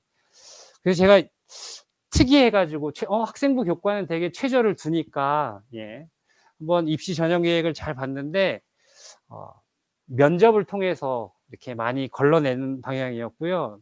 한양대는 예전부터 뭐 교과 종합 다 학생부만으로 면접 없이 학생부만으로 뽑고 있기 때문에 각 대학이 선호하는 인재상이나 각 대학이 추구하는 그런 그 교육 목표를 잘 염두에 두셔서 대학을 선택하고 전략을 짜는 것도 도움이 많이 될 거라고 생각이 듭니다. 또 하나의 변수 중에 하나가 학생부 기재사의 변화가 있는데요. 2024년, 그러니까 지금 중학교 3학년 학생들이 대학을 진학할 때 보면 학생부 이외에 자기소개서나 교사 추천서 이런 것들은 다 입시자료로 쓰지 않는 것으로 지금 계획이 나와 있는데 지금 현재 2학년, 1학년 학생들은 학생부가 그래도 강력한 학생부 종합전형의 그 근거 자료가 되기 때문에 1학년 때부터 충실하게 좀 관리할 필요가 있고요. 저희 학교는 학생부 기록에 있어서 선생님들이 굉장히 책임감을 가지시고 굉장히 많이 올해 같은 경우는 여름방학이 4일뿐이 없었는데 그 4일 동안에도 학생부 기록을 하느냐고 특히 과목 세부 능력 특기사항을 기록하느냐고 방학 없이 보냈는데요. 지금 흐름을 보셔야 될 게 수상 경력 이제 한 건만 학기당 하나만 그래서 6건만 대입 자료로 반영이 돼서 과도한 수상 실적이 대입 자료로는 크게 의미가 없다라는 거 확인하실 수 있고 자율 활동도 뭐 예전에 700자에서 500자로 줄였다가 다시 그러니까 500자로 줄어들었고 특이할 건 진로 활동은 700자를 계속 유지하고 있다는 거. 그래서 아무래도 진로와 관련된 아이들의 활동이 많이 의미가 있다. 근데 진로 희망 분야는 없어졌죠. 근데 사실상 입시의 일선에서 담당하시는 선생님들은 뭐 자율활동이나 진로활동의 변별력은 많이 없다라고 하는데 그 기본적인 의견엔 동의하면서 그래도 학생들이 자율활동은 학교 행사뿐만 아니라 자기 스스로 주제를 탐색하고 탐구하는 활동, 그러니까 예전 같으면 논문 쓰는 활동도 여기 자율활동에 들어갈 수도 있었는데 이제는 논문이라는 건 뭐 기재할 수가 없으니까 자기 보고서 활동 뭐 이런 것들이 자율활동에 들어가고 그 자율활동에 관련된 내용이 자신의 전공 학과나 진로와 연관되면 진로 활동으로도 쓸 수 있으니까 많이 대학에서는 이렇게 눈여겨보는 항목은 아니지만 그래도 진정성 있게 쓸 부분들이 있다라면 좀 고민해 보시면 좋을 것 같고요. 동아리 활동은 예전에 자율동아리라고 해서 창의적 체험 활동으로 학교에서 하는 동아리 이외에 뭐 아이들이 서로 뜻이 맞는 아이들끼리 자율동아리를 막 3-4개씩 막 해서 학생부에 기록이 됐는데, 이제는 자율동아리는 딱 하나만, 그것도 30자 이내로만 하고 있기 때문에 뭐 그럼에도 불구하고 뭐 생명과학에 대한 심화 동아리를 했다라고 하면, 그게 의미가 있다라고 하면 뭐 제목만이라도 써도 상관없겠지만, 아무튼 동아리 활동도 중요도가 많이 줄어들었다. 봉사활동에 대한 문의도 하신 분이 계셨는데요. 대입에서 봉사활동이 중학생이 고등학교 올 때 봉사시간 점수가 일정 점수로 환산되듯이 대입은 그런 게 거의 없습니다. 뭐 간혹 몇몇 대학의 과가 봉사시간 관련돼서 가산점을 주지만, 대부분 부모님들이 생각하시는 그 대학에서는 봉사시간이 많다고 가산점을 주거나 뭐 좋은 그런 점수를 받는 건 아니고, 다만 뭐 이 활동이 다른 여러 가지 능력들이 다 갖춰진 학생이 똑같을 때 봉사시간이 뭐 영향을 주면 줄까?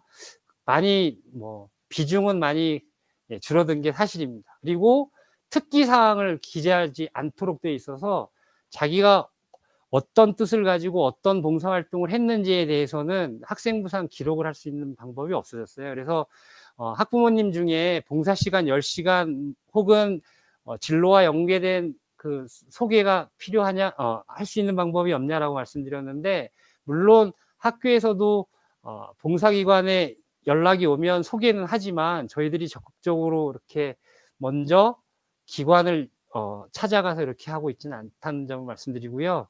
여태까지 얘기는 그냥 들으셔도 가장 중요한 건 과세특위라고 할 수 있는 교과학습 발달 상황, 과목별 세부 능력 특기 사항을 과목당 500자를 쓸 수 있습니다. 그래서 저희 유봉여고에서는 지금 모든 교과의 모든 학생들을 다 과세특을, 뭐 잘하는 학생들은 잘하게, 못하는 학생들, 소위 내신 성적이 안 좋은 학생들도 다 기록을 뭐 많지 않더라도 기록을 하고 있고요. 교육부에서는 일반 선택 과목에 대해서는, 기초교과 일반 선택 과목에 대해서는 가급적이면 모든 학생들의 과세특을 좀 기록해 달라고 지금 지도를 하고 있습니다. 그리고 종합 의견이라고 하는 학기 말에 이제 담임 선생님들이 이 이외의 내용들에 대해서 이렇게 총평을 써주는 내용이 있는데, 1000자에서 500자로 이렇게 많이 줄었죠. 학생부 기재사항의 변화의 핵심은 교과학습 발달이 더 중요해지고 있다라는 겁니다. 그래서 이 내용에는 아까 말씀드린 대로 진로 선택 과목이라는 것들로 해서 그 선택의 상황들도 폭 넓어졌고, 그 내용들이 여기에 많이 강조가 되면 학생부 종합전형의 과정에서 큰 역할을 할 거다라는 것들을 좀 말씀드릴 수가 있고요.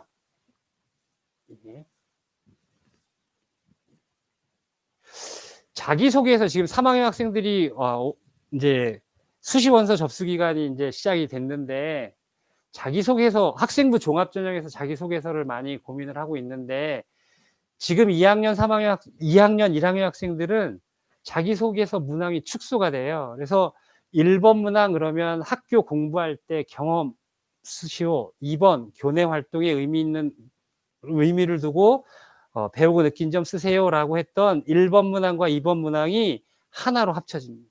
하나로 합쳐지는데 여기에 지금 지원한 분야와 관련된 이라는 조건을 달았어요. 예전에는 그냥 네가 공부하면서 느꼈던 학습 능력을 보여다오라고 했는데, 이제는 진로와 연계된 활동으로 제안해서 한번 써봐라 라고 얘기를 하는 거니까, 이게 교육과정, 아까 말씀드린 대로 교육과정과 입시가 지금 같이 가고 있다는 것들이 자기소개서의 문항의 축소와 개편에서도 알 수 있다는 말씀입니다.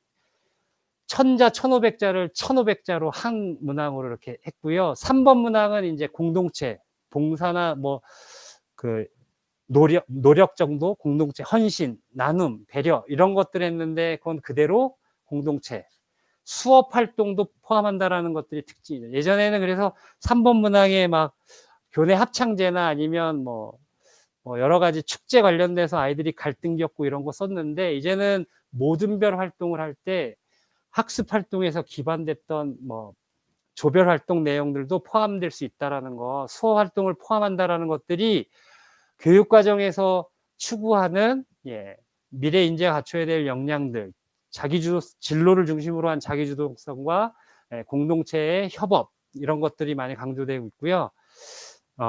1, 2, 3번은 공통문항이고 4번은 대학마다 조금씩 다른 자율문항인데 3번 문항과 관련돼서는 아직 발표가 안 돼 있는데 대개 뭐 서울대나 강원대 같은 경우는 독서활동 지원 동기, 그리고 대부분 미래에 대한 자기의 모습 혹은 뭐 계획에 대해서 쓰게 돼 있는 내용인데 기존의 방법과 다르지가 않아서 그냥 이렇게만 보시면 되겠습니다. 다시 한번 강조를 드리면 자기소개서에서도 진로 중심의 교육 과정이 드러날 수 있는 것들이 의미가 있다라는 걸 말씀드리고요. 재작년에 2022년 대입 서울대 입시에 정시 발표안이 나왔는데요. 이게 아마 작년, 올해까지 쭉 방향으로 전국의 모든 대학이나 혹은 고등학교에서도 방향을 좀 잡은 것 같습니다. 정시만 얘기하고 있는데요. 왜냐하면 서울대는 학생부 교과 전형이 없기 때문에 다 종합 전형이기 때문에 정시를 얘기한다는 건 수시는 이걸 기본으로 하겠다라는 걸 말 아닌 말로 표현했다라고 다들 그렇게 받아들이고 있거든요.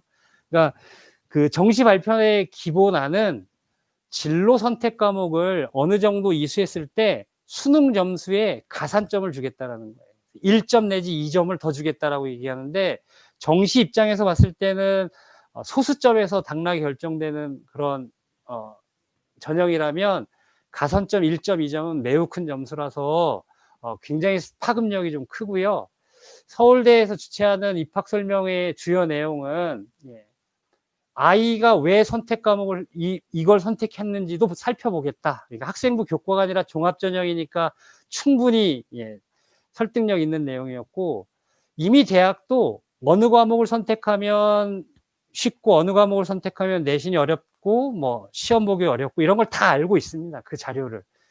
그래서 그걸 감안해서 보겠다. 그래서 지금 부모님들 대부분이 진로 선택 과목을 할 때 유불리 이런 것들 많이, 저 자신도 그게 굉장히 많이 의식할 수밖에 없는데, 유불리가 분명히 존재한다는 게 안타깝지만 유불리를 떠나서 뭔가가 있으면 그 불리함이 오히려 더 장점으로 될 수 있다라는 것도 뭐 역발상이긴 하겠지만 이런 것도 고려해 볼 수 있고, 어려운 과목을 적극적으로 도전한 학생은 인센티브나 플러스를 주겠다라는 얘기를 뭐 공공연하게 얘기를 하고 있고요.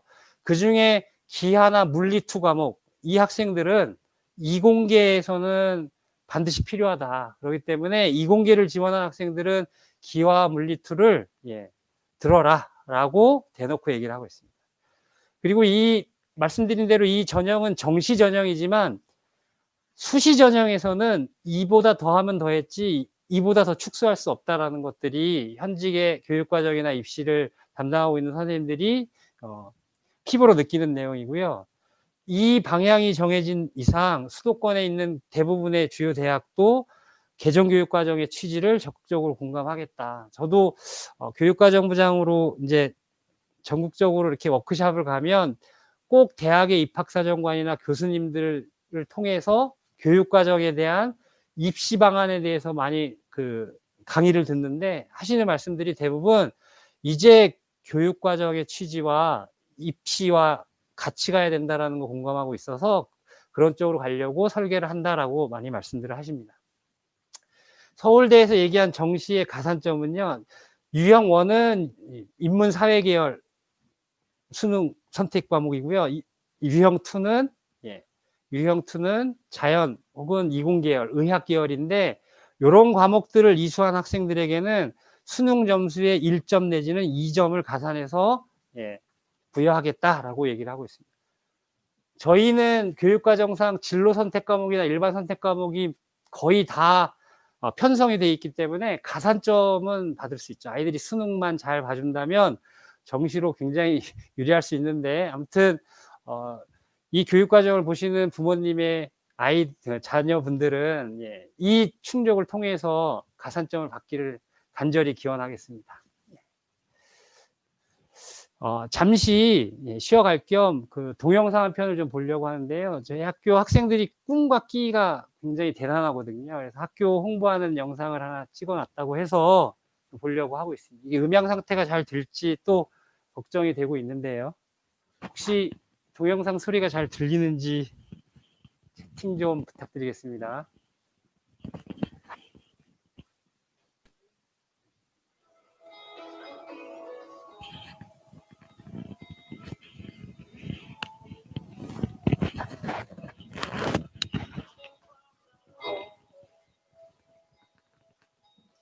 소리가 잘 안 들리시죠?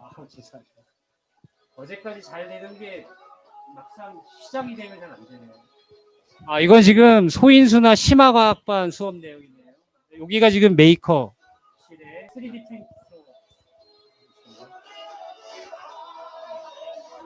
저희 학교 학생은 참 이쁘죠? 아이들 미소도. 저희는 작년에 스포츠 리그로 해서 배드민턴이나 피구를 학급별 진행을 했고요. 예.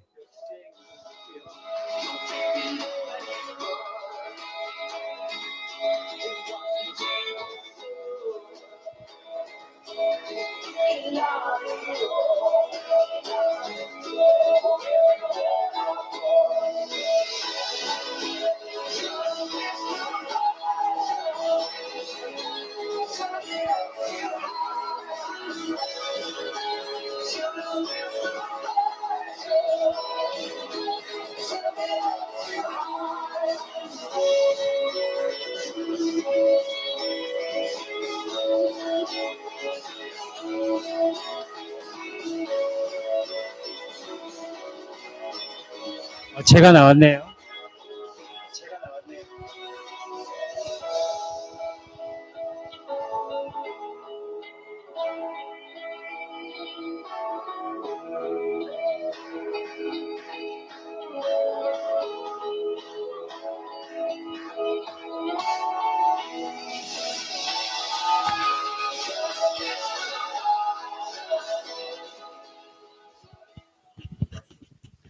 예, 지금 작년에 정말 활기찼던 그 학교가 코로나로 인해서 많이 좀 그런데요. 아무튼 우리 아이들이 더 밝고 건강하게 빨리 학교에서 모두 생활하기를 바라겠습니다. 보시니까 우리 아이들이 얼마나 재능이 혹은 끼가 이렇게 넘치는지 알고 느끼실 수 있죠. 교육과정이 추구하는 이런 내용들이 바로 내신 성적이나 수업의 그 학업의 능력은 좀 그렇더라도 이 아이가 진심으로 끼와 열정을 펼칠 수 있는 그런 자기 관리와 자기 설계 능력이 있다라면 이 아이들이 우리 미래에 우리 사회를 이끌고 나가는데 충분한 인재가 될 거다라는 그런 강한 믿음이 있기 때문에 저희도 교육적으로 많이 준비하고 가야 되지 않을까라는 생각이 다시 한번 드는데요.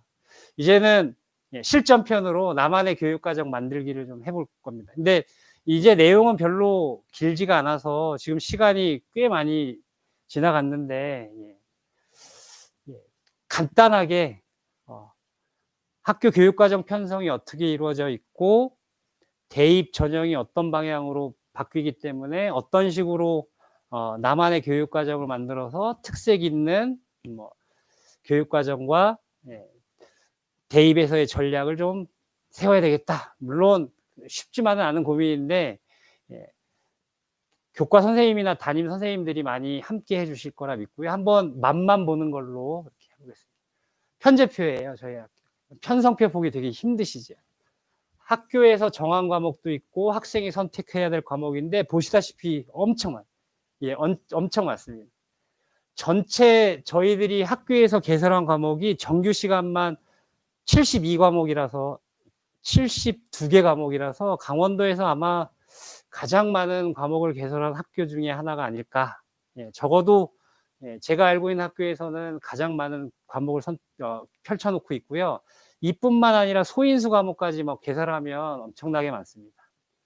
일단 과목 선택 어떻게 해야 되냐면 요 내용에 대해서 많이 고민을 하는데 학생의 진로와 적성은 중심이 되는 건 맞다고 봅니다. 이게 되고 그 다음 내용인 입학 전형과 수능이 가능하다면 밀고 나가는 거고, 그런 게 아니면 조금씩 수정하면서 나만에게 맞는 과목을 좀 조합하는 게 어떨까라는 생각이 들고요.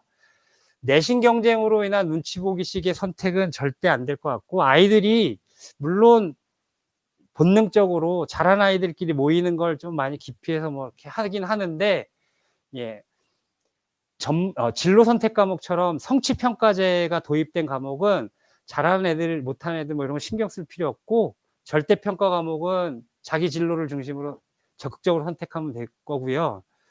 조금 불리한 환경, 저희 지금 3학년 수업 중에는 10명이 듣는 국제경제라는 과목이 있고 12명이 듣고 있는 경제수학이라는 과목이 있는데, 물론 그건 소인수 과정이라서 성적 산출은 안 되지만 뭐 1등급이 1명이 나오는 교과라도 수강자 수가 표기가 돼 있기 때문에, 이 학교에 이 어려운 과목에 요 정도 인원이 돼 있는데 이 학생이 이걸 선택했다는 거는 그만큼 도전 정신과 적성이 있다라고 감안해서 학생부 종합에서는 볼 수 있다는 거. 다만 학생부 교과 전형에서는 내신 성적만 보는 전형에서는 불리할 수도 있으니까 이 부분도 염두에 두셔야 될 것 같고요. 자기주도적 학업 설계와 학업 성장이 핵심이라는 거는 그 과정까지도 보겠다라는 취지예요. 그래서 과정 중심의 평가 이런 얘기를 많이 하고 있는데, 이런 부분들을 좀 많이 고민하셔서 선택을 하시고, 추천 교과목의 예시는 그 계열에서 핵심적으로 전공에 필요한 교과 역량들은 들어라라는 얘기죠. 예전에 간호학과 가는 학생들은 윤리 같은 거 안 듣고 생명과학이나 뭐 이렇게 자연 계열만 들으면 됐는데, 간호사나 혹은 보건에 있었을 때 그 의료 서비스를 담당할 사람들의 윤리의식이나 법의식 같은 것들, 그리고 특히 이공계에서 기피하는 물리, 이거 도움된다, 이렇게 얘기를 대놓고 하고 있죠. 참고로 진로 진학에 참고할 만한 사이트 몇 가지를 소개해 드릴 텐데요. 일단 어디가라고, 어디가 치시면 되는데, 여기 많은 학생들이나 교사들이 활용하고 있는 것이고, 성적 분석이나 대입 상담도 해주시고 계시고요. 요즘 새롭게 나오고 있는 메이저 맵이라고 치시면 학교별로 이렇게 보기 좋게 시각화돼 있어서 직감적으로 이렇게 알 수 있고, 컨설팅이나 이런 것들도 서비스를 받을 수 있습니다.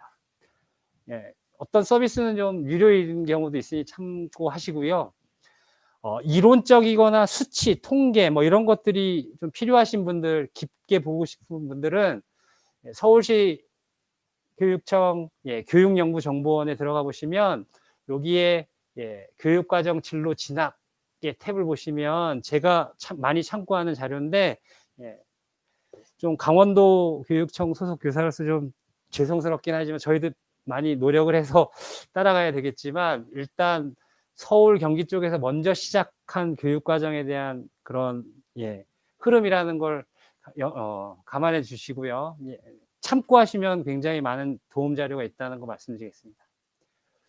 학부모님들께서는 정시수시의 평균적인 커트라인, 합격선이나 뭐 이런 것들을 좀 알려달라고 말씀을 하시는데, 좀 전에 우리가 봤듯이 대입 전형이나 평가 방법들이 너무 다양하기 때문에 특정 대학의 커트라인 뭐 이런 것들을 확정할 수는 없습니다. 그래서 저희가 부모님께 드리는 답은, 대략적인 커트라인 자료는 각 대학 입학처 홈페이지를 보시면 엑셀 파일로 다 정리가 되어 있습니다. 근데 거기는 보이지 않는 내용들도 많이 있습니다. 숨겨져 있는 자료. 예를 들어서 합격자의 뭐 상위 75%, 하위 10%나 뭐 15%는 배제한, 그리고 추가 합격자의 자료는 합산하지 않은 거기 때문에 어떤 교과에 따라 어떤 전형이냐에 따라서 커트라인이 뭐 예상치 못하게 낮아질 수도 있고 또 올라갈 수도 있기 때문에, 그냥 참고할 자료로 공부하는 그런 목표를 세우는 정도로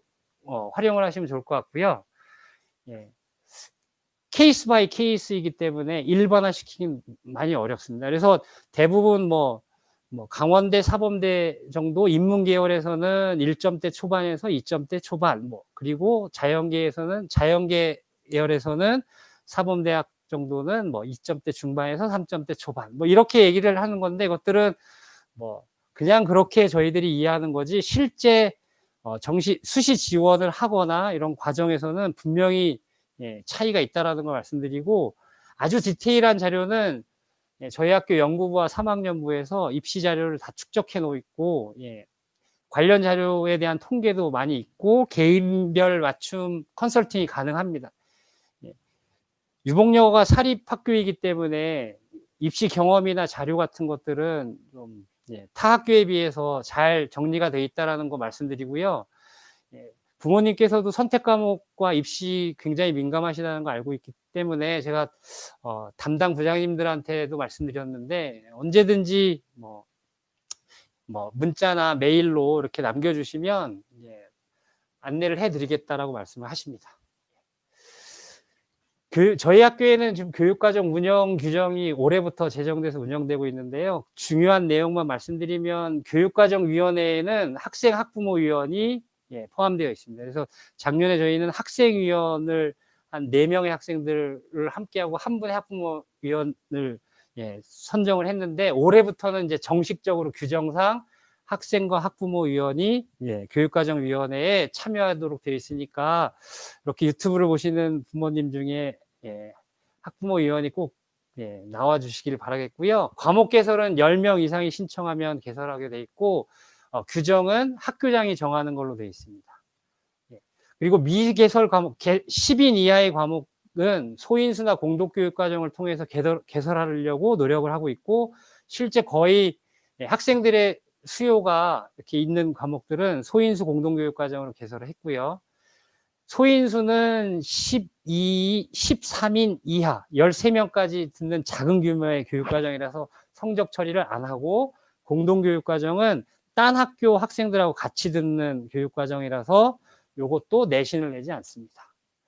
그리고 학부모 안내는 반드시 하게 돼 있어요. 그리고 3개년 입학한 학생들이 3년 동안 뭘 듣는지에 대해서 반드시 고시하게 되어 있고, 다만 운영할 수 있는 과목, 운영해야 하는 과목이 아니라 할 수 있는 과목이기 때문에 상시 수시 개정이 가능하고 절차를 밟아서 할 수 있다. 수강 신청은 10월 중순에 교과서를 나이스로 신청을 해야 되거든요. 내년도 교과서를. 그래서 그 교과서 신청 전에 수강 신청 최종이 이루어질 거고, 수강 신청 변경 기간을 12월 초에 일주일 동안 공개적으로 진행을 하는데, 자유로운 변경은 곤란하고요. 일정 정도의 조건과 교육과정위원회 승인을 요한다라고 교육과정 운영 규칙을 마련했고, 운영위원회에 통과된 사안입니다. 2, 3학년 선택 과목을 한번 부모님께서 한번 해보세요. 국어 지금 3학년 올라가서 화작하고 언어와 매체 둘 중에 하나 해야 되는데, 수능을 염두에 두셔야 되겠네요. 그리고 2학년 때 진로를 좀 더 심화할 수 있는 내용, 국어 2과목, 수학 2과목, 영어 2과목 중에 학기당 하나씩 1학년 학생들이 지금 선택을 하고 있고요. 3학년엔 완전 심화된 내용, 수능 과목이 아니기 때문에 학생부 종합전형이나 혹은 수능을 염두에 두고 선택을, 미적분 같은 경우는 일반 선택 과목인데 심화 계열의 교과 성적이 있다라고 생각이 들어서 이렇게 같이 했습니다. 요거는 2과목을 택하게 되어 있습니다. 그리고 보시다시피 이제 가장 어려운 부분이 이 탐구 과목을 선택하는 거죠. 어떤 부모님께서는 지금 탐구 이렇게 지금 전체 과목 중에 뭐 제한돼 있지 않냐라고 하지만, 사실은 사회계열하고 과학계열이 구분이 없습니다. 전체 과목 중에 4과목만 선택하면 되고요. 3학년 때도 4과목을 선택하면 되고, 외국어, 중국어나 스페인어 둘 중에 하나를, 아마 2025년 정도 되면 모든 구분을 다 없애려고 지금 하고 있습니다. 근데 지금은 입시나 혹은 수능 과목에 대한 부분들이 모든 걸 푸는 것보다는 이렇게 칸막이를 부분적으로 개방하는 게 우리 학교 현실에 좀 맞을 거라는 고민에서 이렇게 부분을 좀 줬다라는 걸 말씀드리겠고요. 자, 이제 수업 개설이 다 가능한 거예요. 아까 말씀드렸듯이 소인수나 공동교육과정이나 온라인, 쌍방향 온라인 공동교육과정이 있다라는 거. 그래서 2020년도에 개설된 과목이 지금 이렇게 돼 있고요. 수능 준비가 소홀하지 않을까요? 라고 하는데 저희도 입시에서 수능이 차지하는 비중이 더 커졌기 때문에 예, 학교 지정 과목으로 당분간 유지한다. 내년은 유지한다라고 교육과정위원회에서 결정을 했습니다. 그래서 이후에는 뭐 그런 학생들도 사실 있잖아요. 그 수학 정말 하기 힘들어요라고 하는 학생들, 수학 공부할 시간에 딴 거 하고 싶어요라고 하는 학생들도 있을 수 있어서 내후년에 그 국영수 과목 선택 학교 지정 여부는 아마 내년 초반 정도에 결정이 이루어지지 않을까라는 생각이 들고요. 내신 성적 산출 굉장히 민감한 사안인데 과목이 똑같으면 똑같은 방식으로 성적을 산출하게 돼 있어서 2학년하고 3학년이 아까 과목이 다르게 배치된 이유도 2학년에 물리학을 들은 학생이 3학년에서 물리학을 들으면 2학년하고 3학년이 똑같은 과목이기 때문에 무학년으로 성적을 같이 처리해야 돼요. 그래서 부득불 2학년과 3학년의 선택 과목을 좀 분리했다라는 걸 좀 이해해 주셨으면 좋겠고, 전국의 거의 모든 고등학교에서는 무학년제이긴 하지만 2학년과 3학년의 학년간 분리는 하고 있다라는 걸 이해해 주시면 되겠습니다. 3학년 때도 선택해야 되겠죠. 진로 희망이 바뀌면 예, 아까도 변경과 관련돼서 일정한 절차를 거치면 가능하다. 예, 선택 과목에 대한 상담은 지금 학생들은 온라인을 통해서 교육과정 설명회랑 오프라인에서 과목 설명회 그리고 담임 선생님과 상담 계속 교과 선생님과 상담이 이루어지고 있는데요. 지금 중간고사랑 코로나와 관련돼서 지금 많이 어렵지만 최대한 지금 1학년, 2학년 담임 선생님들께서는 상담을 지금 하시려고 저희 교육과정부에 일정을 좀 연기해달라고 많이 요청을 하고 계시는데 저도 선택의 시기는 좀 늦춰진다 하더라도 담임 선생님이나 교과 선생님들이 상담을 꼭 할 수 있도록 협조해 드리려고 하고 있습니다. 설문조사 이제 마지막 부분인데요. 사실 뭐 되게 교육과정 설명회를 하면서 소통을 하고 이렇게 인사드리고 싶은 마음이 있었는데 좀 두렵기도 했습니다. 왜냐하면 부모님들이 우리 학교가 열심히 한다는 거 뭐 인정은 해주고 계시지만 그래도 코로나 기간에 뉴스를 통해서 선생님들 너무 편한 거 아니냐 뭐 이런 식으로 많이 이렇게 비판도 해주셨기 때문에 조심스러웠는데 아무튼 설문에 조사해 주신 분의 내용들을 다 한번 정리했습니다. 여기에 누락된 부분은 앞에 설명으로 대치 가능하기 때문에 생략을 했는데요. 예체능 입시에 대한 대비는 사실 소인수 교육과정이나 창체 동아리에서 미대하고 체대 동아리는 담당 교과 선생님들이 좀 운영 중에 계시고요. 예체능 입시에서 제가 생각하는 입시 경험을 바탕을 봤을 때 수능 준비, 특히 국어나 영어나 탐구, 사회탐구는 꼭 한두 과목 정도는 잡고 갔으면 좋겠다라는 말씀이고, 죄송하지만 작년에도 이 예체능 입시에 대해서 부모님 의견이 있으셨는데 교육과정에서 적극적으로 반영해드리지 못해서 정말 죄송스럽고 더 고민하고 노력하겠습니다. 죄송합니다. 방과 후 야간 자율학습 희망자에 한해 참가할 수 없냐라는 의견이 한 3분 계셨는데요. 사실 지금 코로나 기간 방역 지침 준수를 위해서 방과 후 혹은 야간 자율학습을 하지 않도록 지금 권고하고 있고 3학년만 예외적으로 희망자만 하고 있습니다. 지금 10월 10일 이후에 코로나 방역 지침에 따라서 자율학습 신청 여부에 대해서는 적극적으로 검토하겠다고 교장 교감 선생님이 말씀해 주셨고요. 선생님과 상담 많이 하고 싶습니다라는 분들이 꽤 계셨는데 담임 선생님들도 상담을 되게 많이 하고 싶어 하십니다. 부모님 상담을 포함해서요. 그리고 지금 특히 1, 2학년 담임 선생님들이 되게 아이들이 격주로 오다 보니까 더 애틋해져 가지고 오프라인으로 학교 왔을 때 웃음소리가 작년보다 더 많이 커졌다는 거 많이 느끼고 있습니다.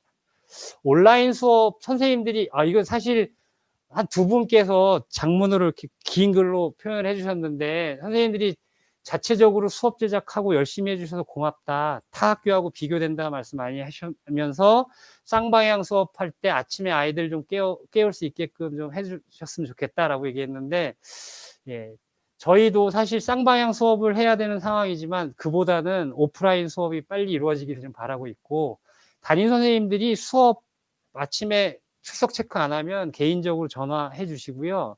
SNS 통해서 다 출결 파악하고 있습니다. 예. 그리고 이 질문을 하신 분은 조금 이렇게 딱 특화시켜서 대답을 해야 될 것 같아서 따로 뽑았는데요. 기하 수학과제 탐구 수업 개설을 할 때 뭐 1학기, 2학기 따로따로 할 수 있고 2학기에도 기하 들을 수 있습니다. 성적 평가는 진로 선택 과목이니까 3단계고요.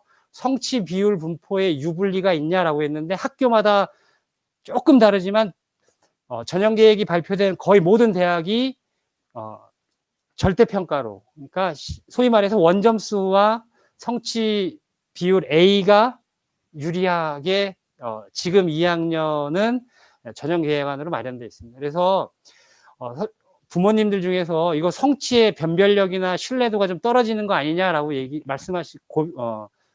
그러니까 걱정하시는 분도 계시겠지만 저희도 그렇다고 해서 다 A만 주겠다는 건 절대 아니고요. 성취도 비율을 인위적으로 만들지는 않을 거고 교육과정에서 요구하는 성취 기준을 통과하면 그 수에 연연하지 비율에 인위적인 조작을 하지 않겠다라는 얘기고 그렇다고 너무 쉽게 주지는 않겠다.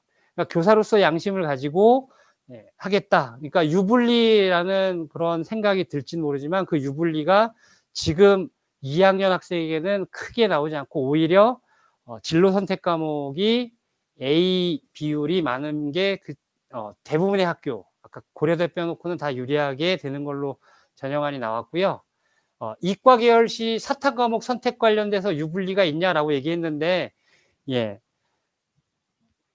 뭐 사회 탐구 과목 학생들이, 소위 인문 계열 학생들이 사탐 더 잘하지 않냐, 그건 맞지만, 기존의 시각으로 봤을 때는 물리하는 애가 암기 잘 못하고 막 이럴 것 같지만 사실상 그렇지도 않더라고요. 사탐하는 학생들 중에, 그러니까 경제하는 학생들이 물리 공부도 꽤 잘하고 있습니다. 그래서 혹시라도 내신 공부에 학업이 되게 스트레스를 받거나 좀 조심스러운 분들은 이과 계열 진학할 때 사탐 과목 선택할 때 진로 선택 과목으로 하시면 성적에 대한 조금 부담은 줄어들 수 있고, 반대로 과탐을 선택한 학생, 주된 선택을 한 학생들은 사탐에서는 진로 선택 과목을 선택하는 것들이 성적으로 인한 유불리를 하는데 도움이 될 것 같고요. 인성교육 중점을 두었으면 합니다라고 하는데 저희는 특색교육부가 신설돼서 저희 인성교육이라 해서 인성교육 하자 이런 게 아니라 기본적인 교내 행사나 이런 것들이 인성활동과 연관될 수 있도록 설계를 해서 하고 있고요. 더욱더 중점을 두어서 고민할 수 있도록 노력하겠습니다. 저희도 같은 고민을 하고 있습니다. 마지막으로 온라인 수업 이후에 평가의 공정성, 신뢰성 방안에 대해서 얘기하고 있는데 저희도 조심스럽게 되게 많이 고민을 했는데 주어진 상황에서도 최대한 공정성과 신뢰성을 좀 확보하려고 노력하고 있고요. 이제 영어 교과 같은 경우에 온라인 상에서 공동으로 수업한 내용들은 공동으로 평가하고 개별적으로 다루지 않은 부분에 대해서는 문제 출제나 평가 과정에서 서로 상호 교차를 하고 있기 때문에 다교과 선생님들이 담당하는 부분에서는 공정성과 신뢰성을 굉장히 많이 따지고 있고요. 시험 범위와 시험에 집중할 수 있는 분위기, 특히 영어 시험 범위 줄여달라는 말씀 많이 하시는데 잘 알고 있고 줄인다고 줄이고 있습니다. 그리고 시험에 집중할 수 있는 분위기 조성해달라는 말씀, 시험 기간 전주에는 될 수 있으면 교내 행사나 이런 것들 수행평가 보지 않고요. 온전히 내신 공부만 할 수 있도록 지금 학교가 일정을 잡아놓고 있고, 교내 대회 전체 일정을 좀 공시해달라고 했는데 사실은 이전에는 공지를 다 했었는데 코로나 기간이라 일정 자체가 불투명해서 확정을 못 드렸다라는 거 좀 양해해 주시고, 결과도 공지하는 부분에 대해서는 개인정보 확보에 대한 문제가 있기 때문에 아마 담당하신 교과나 대외 주무 부서에서 좀 소극적이었는데 연구부에서 이 부분에 대해서 부모님들의 요구가 있으니 해결해 달라고 해서 전체 공지를 투명하게 할 수 있도록 일단 조치를 취해놨습니다.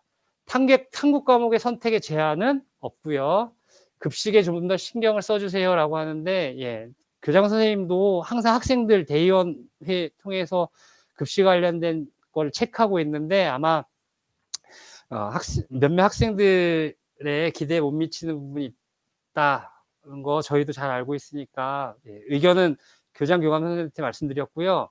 소인수 교육과정의 학생 관리와 수업 개선, 질에 대한 문제를 말씀하셨는데, 소인수 교육과정엔 대학 교수님들이 수업을 하시는 경우가 있거든요. 근데 그 대학 교수님들이 고등학교 스타일의 수업을 안 할 때 가끔 가다가 이렇게 문제가 있을 수는 있는데, 저희 학교에서는 그 협력교사 선생님이 같이 이렇게 학생들 의견 조율하고 같이 피드백도 해서 많이 개선하려고 노력을 하고 있습니다. 모의고사 꼭 보게 해주세요 라고 했는데, 예, 코로나 지침으로 인해서, 예, 저도 굉장히, 예, 좀 안타깝게 생각하고 있는데, 예, 아마 다음 시험서부터는 미리미리 더 준비를 해서 일정을 조정해서 모의고사를 칠 수 있도록, 네, 노력할 것 같고요. 예, 봉사 시간과 관련돼서는, 예, 학급별 창체별, 저희는 창체도 진로 연계형으로 동아리를, 예, 구성을 했기 때문에 관련돼서 봉사도 연관시키도록 하려고 하고 있습니다. 이 정도로 아주 긴 시간, 저희도 이렇게 길어질 줄은 몰랐는데, 예, 아무튼 온라인 학부모 설명에 이렇게 관심 있게 지켜봐 주신 부모님들께 너무 감사드리고요. 이 자료는 편집을 해서 학교 네이버 밴드나 아니면 유튜브에 안내를 해드리도록 하고, 예, 아무튼 교육과정을 맡고 있는, 예, 담당 교사로서 아이들이 사회에 나가서도 경쟁력 있는 그런 글로벌 인재, 미래사회의 핵심 인재로 커가는데 더 많은 고민을 해보고 노력하겠습니다. 그리고 교육과정과 관련돼서 궁금하신 부분은 학교 전화로 주시면 제가 수업이 없는 시간은 최대한 도움을 드리도록 노력하겠습니다. 긴 시간 좀 불편하시고 좀 미비한 내용 들어주셔서 감사드리고요. 예, 모쪼록 건강하게 코로나, 예, 잘 이겨내고 우리 아이들과 또 건강하게 생활할 수 있기를, 예, 기원하겠습니다. 이상입니다. 감사합니다.